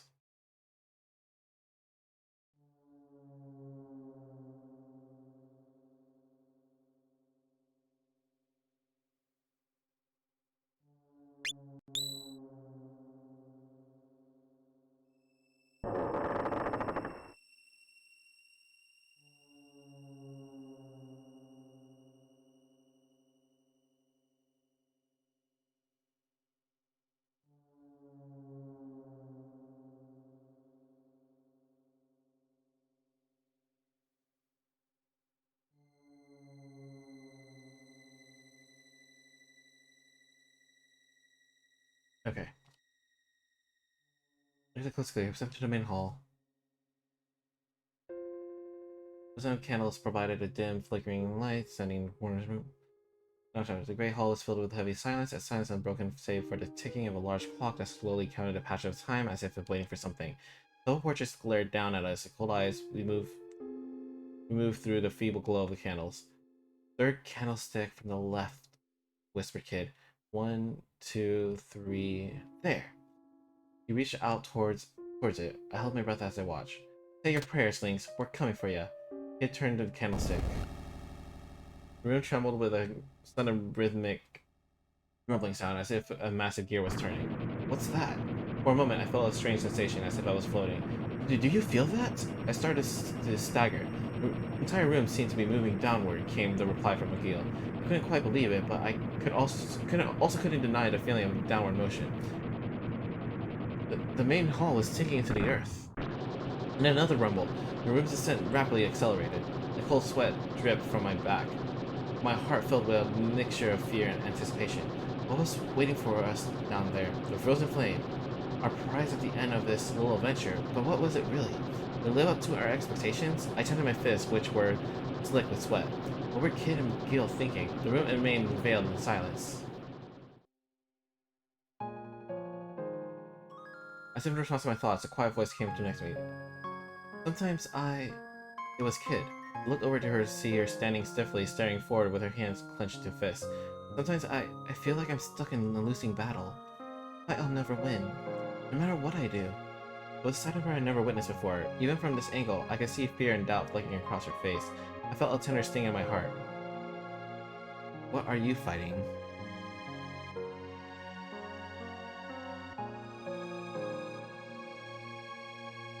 What are you fighting against? Good question. Fate, maybe? Life, even? Not sure I can't even put my finger on it exactly. It ain't Lynx. I mean, sure, I'm here to fight him, but that's different. It ain't clear-cut like that. I feel like there's another me inside me. One that's just sitting there looking out at how empty and pointless everything I do is. That's the best way I can describe it anyhow. Listen to me. Load of bloody nonsense, eh? She smiled ruefully. I didn't know exactly what she meant, but I felt like I knew broadly what she was getting at. You may have Pakta, but underneath it all, she felt fear and uncertainty just like the rest of us. I mean, that was no great evolution in and of itself, but hearing her say it out loud gave me a great sense of relief. I stole another sidelong glance at her. Her expression was different, more mature somehow. Sorry, mate, you didn't need to hear that. Not exactly me trademark brand of carefree banter, eh? She stuck out her tongue. Normal service had been resumed. Or it seemed for a second. Thanks, Serge. And you, Mag, he said, suddenly serious again. Could have made it this far without you both.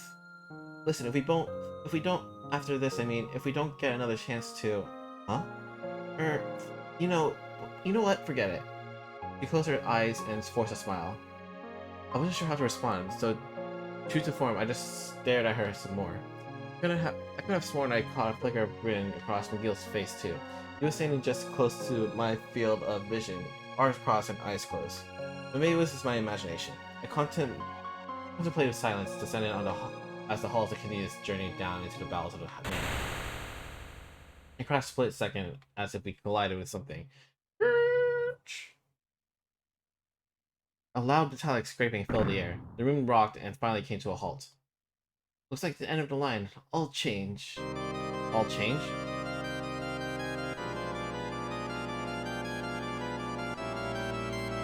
The swelling grandeur of the Orient suddenly planted to the air. No one had so much touched it, and yet the keys and the pedals were moving by itself. The melody it played was both unsettling and sad. Chrono Cross, is it? Way to greet your guests. It took a long stride forward, then turned to facing me and McGill. Come on, let's go. McGill and I gently nodded to our assent. He grinned, then turned back to the door. I'm coming for you, Lynx. This is the end for you. And with that, she led us from the hall. Okay. Continue down a large corridor wall, I didn't make sure.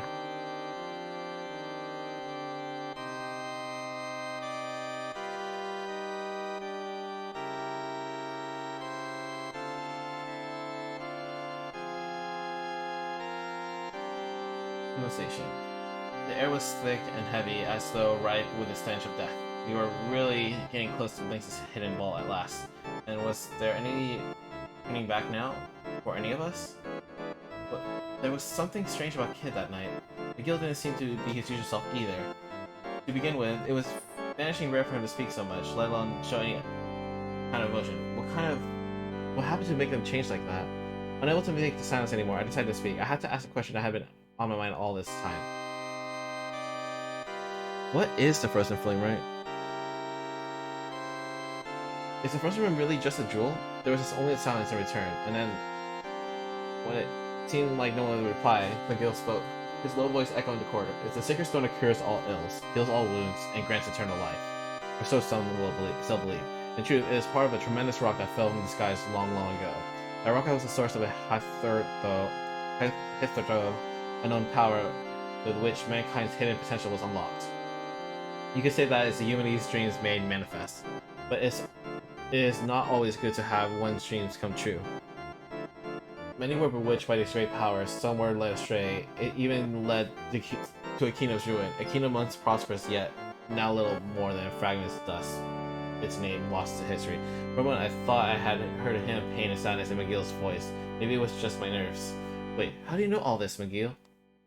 He said nothing. He only stared at me with his piercing dark eyes and then continued onward in silence.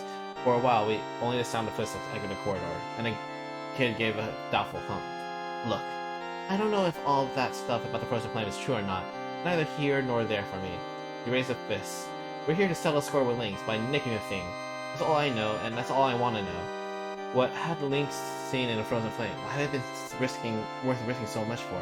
We trudged down the dark passageway, each of us alone with our thoughts. Concentrating on our footsteps lessened the burden of my worries, and I felt a renewed vigor to a degree. Suddenly, McGill stopped in his tracks. Wait! Huh? He turned around, puzzled. Just then a powerful light surged across the floor and a ring-shaped signal appeared. Damn, a blood circle. Kid and McGill were at least quick enough to try and step clear. But they weren't quite quick enough. Three of us were trapped in a circle of blinding light.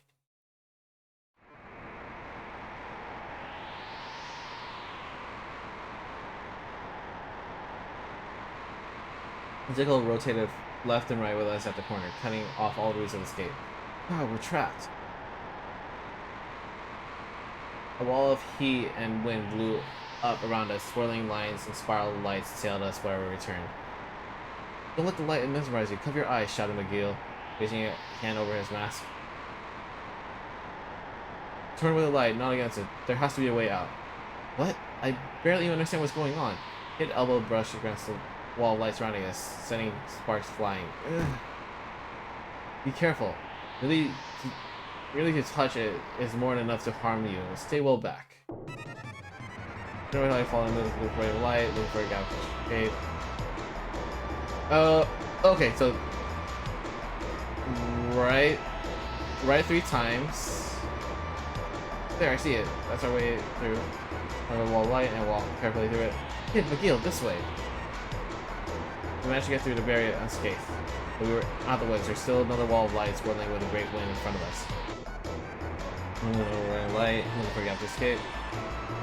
Left twice, and then right twice. It's up to the left. There, I see it. There's our way out. I finally got over the wall. Kid, McGill, this way.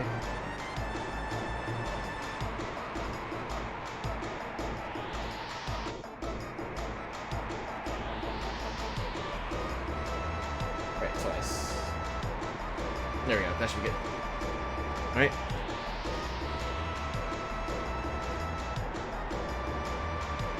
Okay, cool. And then everything is pretty much straightforward from here. Awesome! Almost done.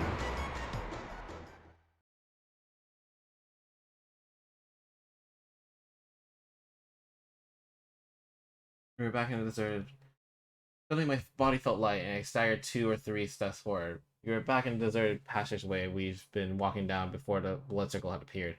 The circle had vanished from the floor and everything was silent as if nothing had ever been missed. Then I looked up. Looks like we finally made it, boys. Kid strolled up to the door with a wicked grin to her face. The true frozen flame awaits. McGill's eyes gave a glint from behind his mask, like glass catching moonlight in the darkness of night. Let's go! Kid reached for the handle. Oh, I can't even save right now. Okay. So this is the place, huh? Kid narrowed her eyes, straining to see our surroundings in the darkness. A vast pitch black expanse surrounded us whichever way we looked. It was as if we entered an impossibly vast cave. We were in the place forgotten by time, unknown to the world, hidden deep within the bowels of night. Little crimson light hovered in the darkness. The frozen flame. Alright, now it's ours. The light of the flame ebbed and waned gently as if responding to Kid's voice. What the heck is this place? There's mountains of bloody rubble everywhere. McGill took a step forward into the room and said in a whisper that was almost grown. No, it can't be. Ah, but it is.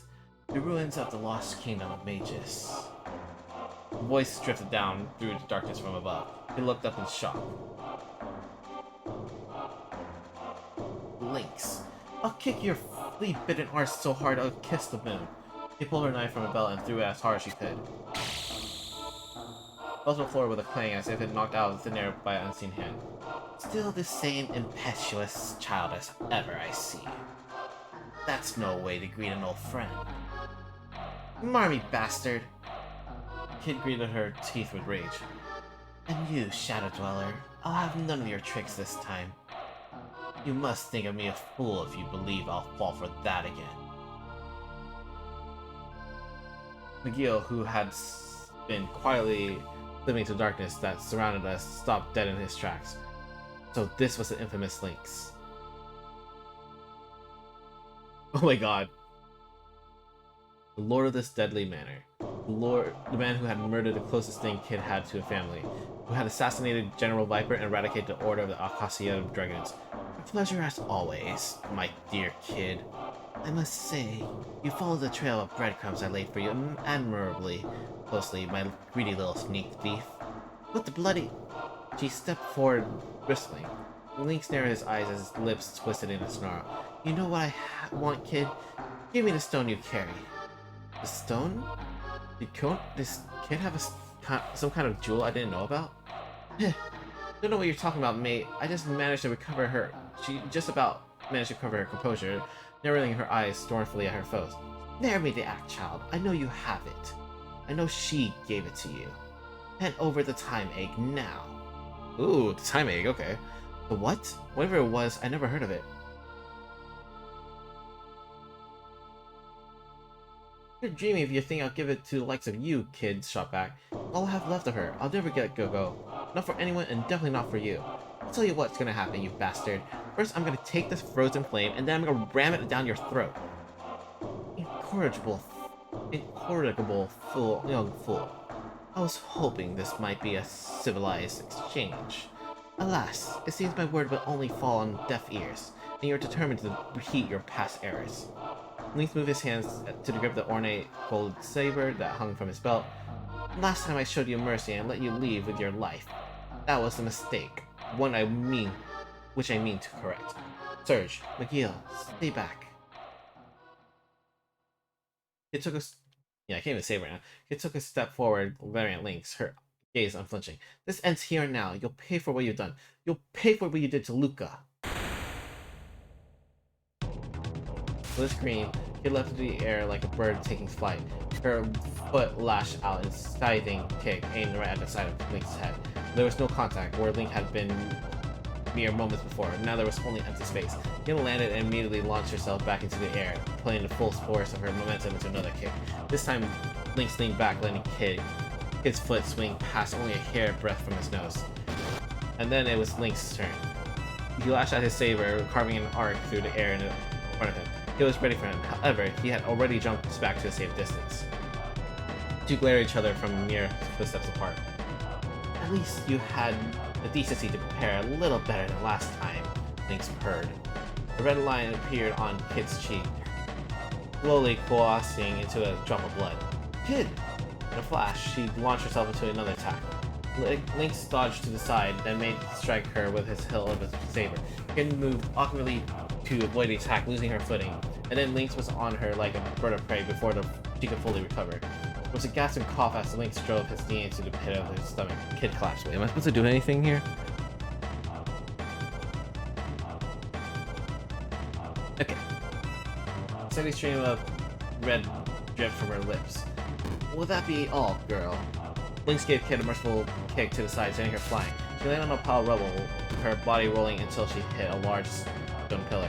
And there she lay, lifelessly still. Kid? Kid! I assumed her name as I charged towards Lynx. McGill was there already. He flew through the darkness, a part of the shadows, before crashing down on Lynx like a bullet from the blue. Lynx jumped back, and countless threads of light flew from his fingertips towards McGill. With a droning hum, the threads of light surrounded McGill, crossing over one another. They spread to form a lattice of light that gave off a blinding glare, and trapped McGill where he stood. What is this? McGill staggered and groaned, attempting to shield his eyes with his hands. It's a simple enough spell, my shadowy friend, for those inclined to learn it, and one which, sadly for you, leaves no darkness in which to hide. Lynx leered at McGill with a venomous grin. You've been quite the thorn in my side. I'll let you live long enough to regret it. McGill struggled and groaned. I had to do something. Kid and McGill needed me, but what was I gonna do? I challenged Lynx. I charged at Lynx. I screamed as I rushed towards Kid's nemesis, and then in one fluid motion, he spun around to face slashing out with his saber. I tried my best to dodge the blow, but the blade slices my body. Ugh! Classically heaved and rolled down into rubble. You aren't the first arrogant little street rat I've cut down, and you won't be the last. His claw-like fingers clamped around my throats. I couldn't breathe. Finding his grip, Lynx lifted me bodily until my feet were dangling in the air. I could feel his talons mercilessly digging deeper and deeper into my neck. Panic filled my mind. Look, kid, see your friend, see him suffer. This is your doing. This is your hand around his neck. Kid's breathing was ragged and blood still dripped from her nips. Opening eyes, she groggily raised her head, but she couldn't get up. She didn't have the strength. Surge. Give me the time egg. Do you even know what it is? I suspect not. Think of it as a concentrated pocket of space.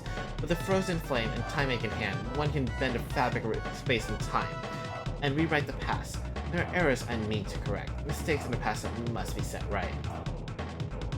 Link's narrow, emotionless eyes returned to my face. How long before he perishes, I wonder?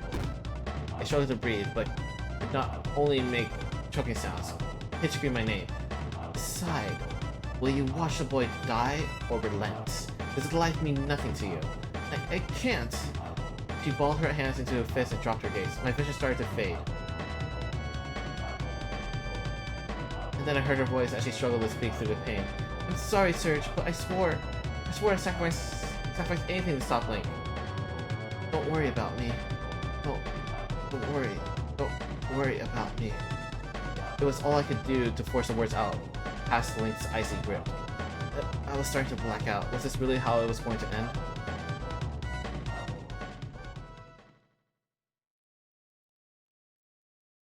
for crying out loud, fine, you win. Here, have your damn rock. Link's grip on my throat loosened. Running with pain, Kid reached a shaky hand into her shirt. I knew you would come around in the end.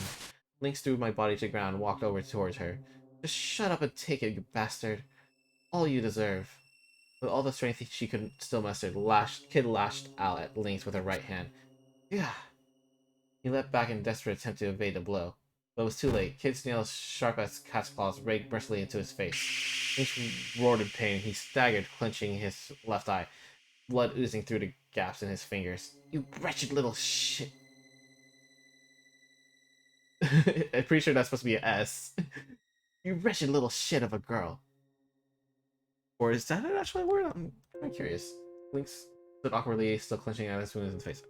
I'm kind of curious. Is that actually a word? Shit. Shit.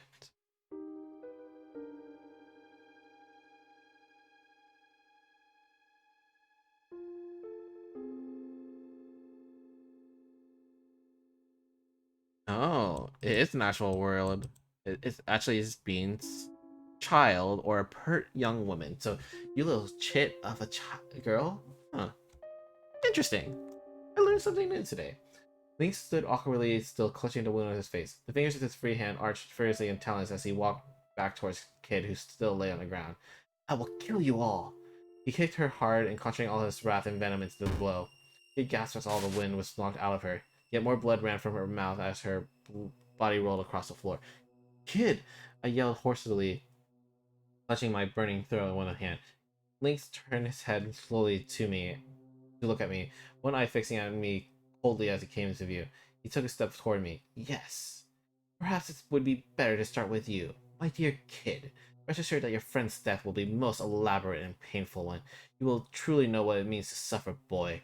I will put you through the same suffering as I did that Luca woman. Kid's body stirred with shock and horror. Her eyes slowly opened, fixing on Link's. They were wild eyes, stained with blood, and poured from her brow. Gritting her teeth, she staggered to her feet. Lynx! Lynx! And then an explosion of light burst forth from the frozen flame. Another light began to form from somewhere near Kid's chest, resonating with the light from the frozen flame. The twin lights entwined, whirling slowly upward, and as it rose, the golden spiral spread. No, this can't be! Link stood motionless, transfixed by the spectacle. Was this the time Egg's power? He screamed as the raging blaze of light engulfed her. I'll never let you do it again. I'll never let you steal from me again. Bathed in a glow, her body shook. Blood-red tears dripped from her. Ooh, dang! As they took on a distant look. I actually want like artists to like just kind of draw all the scenarios that are happening here, like into like a manga or something. And then she collapsed to the ground as if all the life had been gone out of her. I heard a voice. It was quiet and still, like the evening. It has come to pass. It is retracing her lost memories back through time, back to the lost kingdom.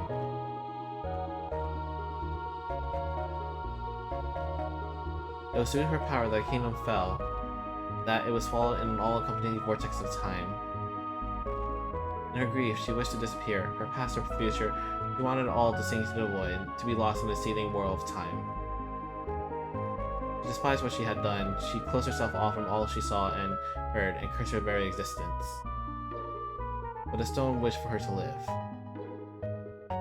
The hands of her clock were rewound, her memories unraveled. The stone gave her a chance to begin anew. The stone had both the power and will to bring all this about. Sinking through the sea of time, she drifted here, a mere babe. Her memory is a blank slate.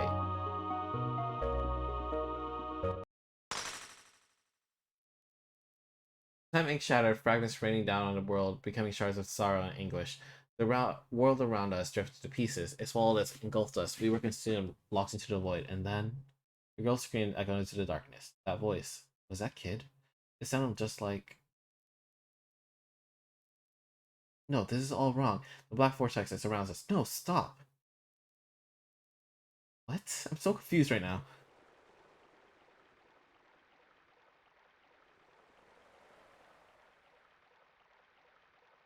Where am I? I've lost everything, and now I can but wonder. The world drifts into times of blur. There is only an endless, unknowable sea. This is where time begins and ends. This is where all life finds peace. I see myself as a baby crying next to my mother, an exhausted yet proud look upon her face. I see myself age and wisen, waiting to come to death's embrace with a smile. I see countless incarnations of myself walking time's intricate corridors as ghosts. This is a place where countless worlds overlap and infinite dreams play out. If only I could rest here for eternity. If only I could free myself of all my burdens and sleep here in this sea of dreams. But I hear it calling me. Hear the song. Is that a T-Rex?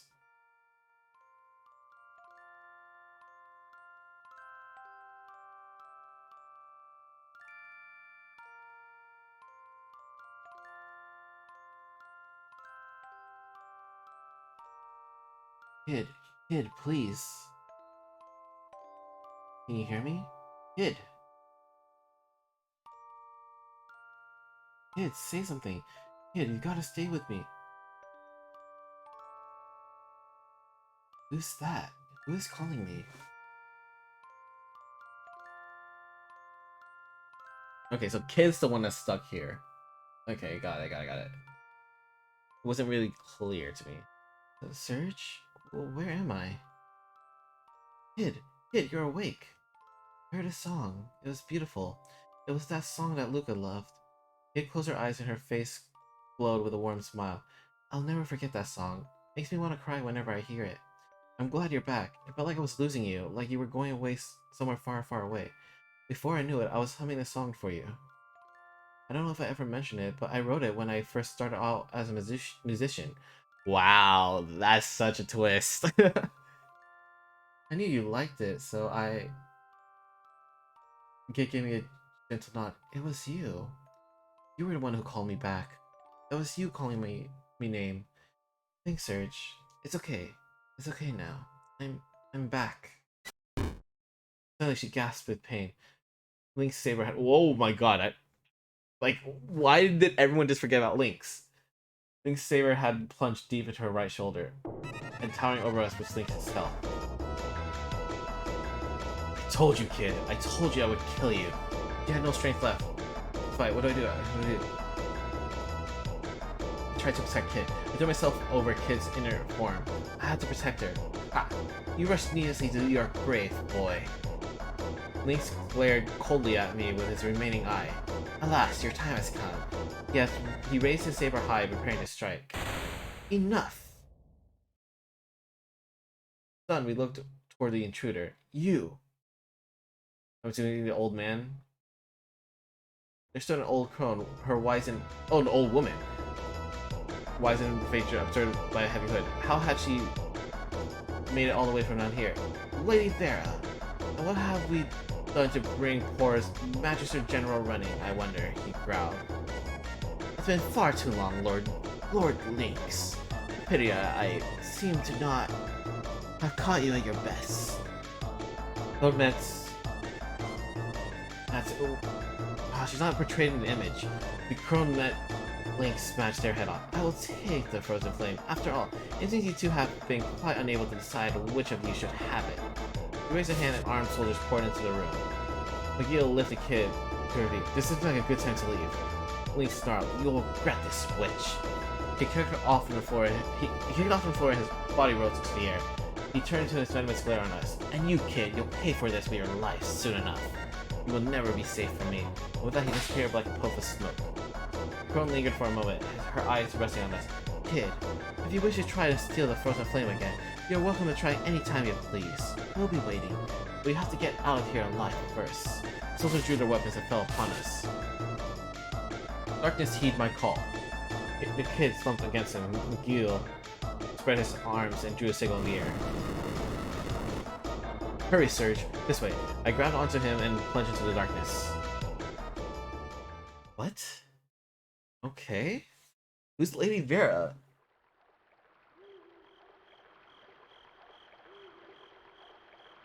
Thanks to McGill magic, we managed to escape the manor alive, but the lights of the torches dotted the forest and we could hear the forest calling to one another. We saw briefly in the darkness of the woods, and Kid leaned heavily on the tree, desperately trying to quiet her ragged breathing. It was a terrible wound she suffered, and it seemed to be taking its toll. Are you okay, Kid? Yeah, don't worry about me, mate. We're surrounded. It won't be long before they find us, said McGill, eyes cautiously scanning the area. Kid raised her head to look at me. It's me and McGill they want. Get out of here, Serge. It's us they want, not you. What are you saying? I'm not leaving you here. Look at you. You can barely stand. Nothing I can't handle, and besides, I've got McGill with me. If they catch you with us, they won't be easy on you. But I remember everything. I remember another me. A me from a long, long time ago. The little kid averted her gaze, looking up at the night sky. I have to go.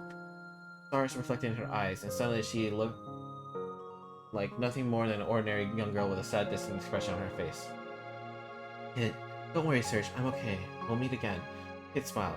We'll meet again, somewhere, someday, sometime. Promise. Her eyes closed gently. I didn't manage to make the frozen flame in the end, and I lost the time make too. The only thing I had left was Lucas, but it's okay. Everything's gonna be okay. There's something inside me that shines brighter than any stupid jewel. The most important thing in the world. She opened her eyes again and fixed them on me. I could have lost myself in the depths forever. No one can take it from me. Not for as long as I live. There's nothing else in the world I want but this. I doubted I'd ever want anything again. I only wanted this moment. All the clocks in the world could have stopped right then and there for all I cared, and that was exactly what I wished for as I gazed at her. Goodbye, Serge, and thanks. I looked down and turned away and disappeared in the darkness of the night. Would I ever see her again? Kid! Don't follow me, Serge. Please, just don't. I strained to try and catch a glimpse of her as the last trace of her shadow vanished towards a place I might never reach again. No, Kid! I leaped to my feet, meaning to chase after her, but a shadow soon blocked my path. McGill? Without saying a word, he slowly shook his head. Behind the mask, I saw a sadness in his eyes. Then the shadow withdrew and melted into the darkness. McGill? Kid? Wait, don't leave me. I screamed into the night, and there was no reply. The black silence swallowed my cries. What's happening? This must be the ending, right? Kid. Kid.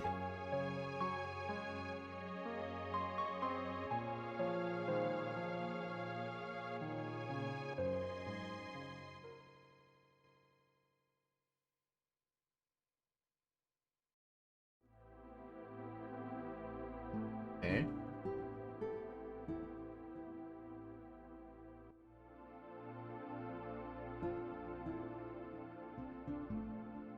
And so ends another tale. Perhaps one day I'll see Kid McGill and Riddle again. One day. Somewhere, at another time, in another world. Perhaps none of us will even realize it. But that story's for another day. For now, I must put down my pen.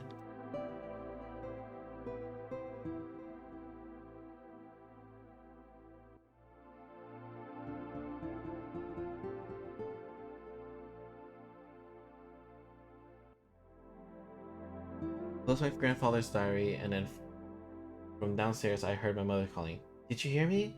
Your friend's here. No footsteps charged up the door flew open, and tumbled a young girl who seemed somehow familiar.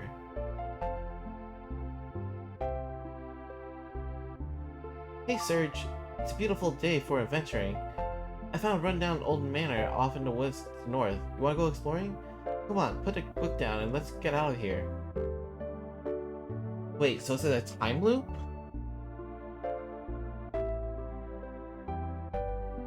No, that wouldn't make sense. It didn't sound like she was a thief in that part. Reincarnation?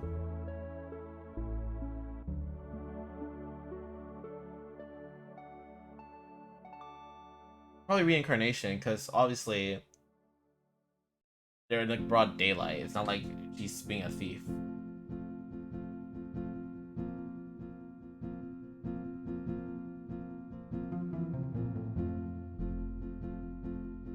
Oh my god. They didn't translate this. I don't know who to thank. They forgot to translate the ending. They translated or like, okay. Interesting.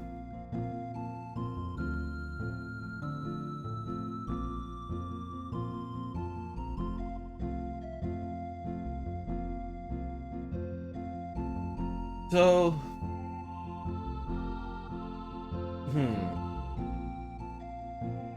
is it reincarnation? What happens this time? There's so many questions.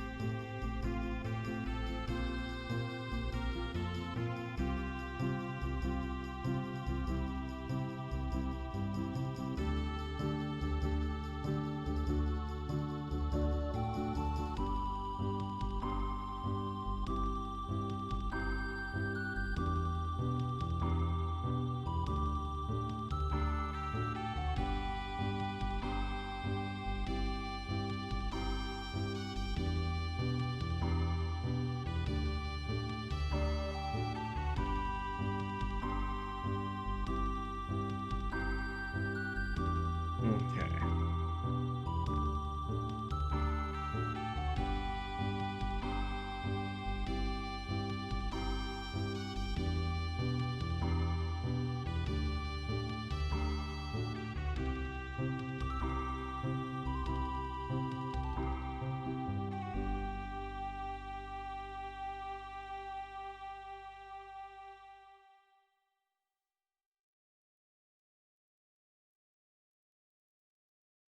Finn.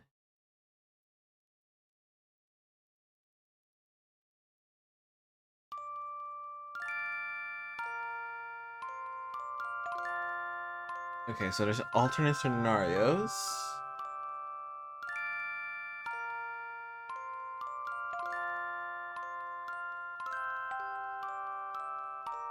Can I save, please?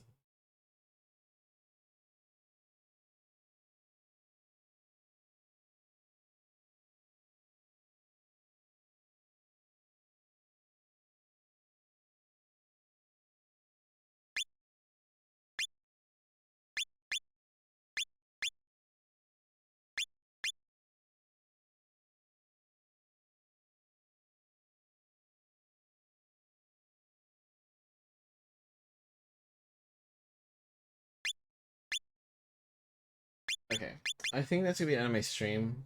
Um, I'll probably do the alternate scenario. Are these alternate scenarios? Yeah, I'll probably do the other scenarios next time. But yeah, interesting. Kind of wish that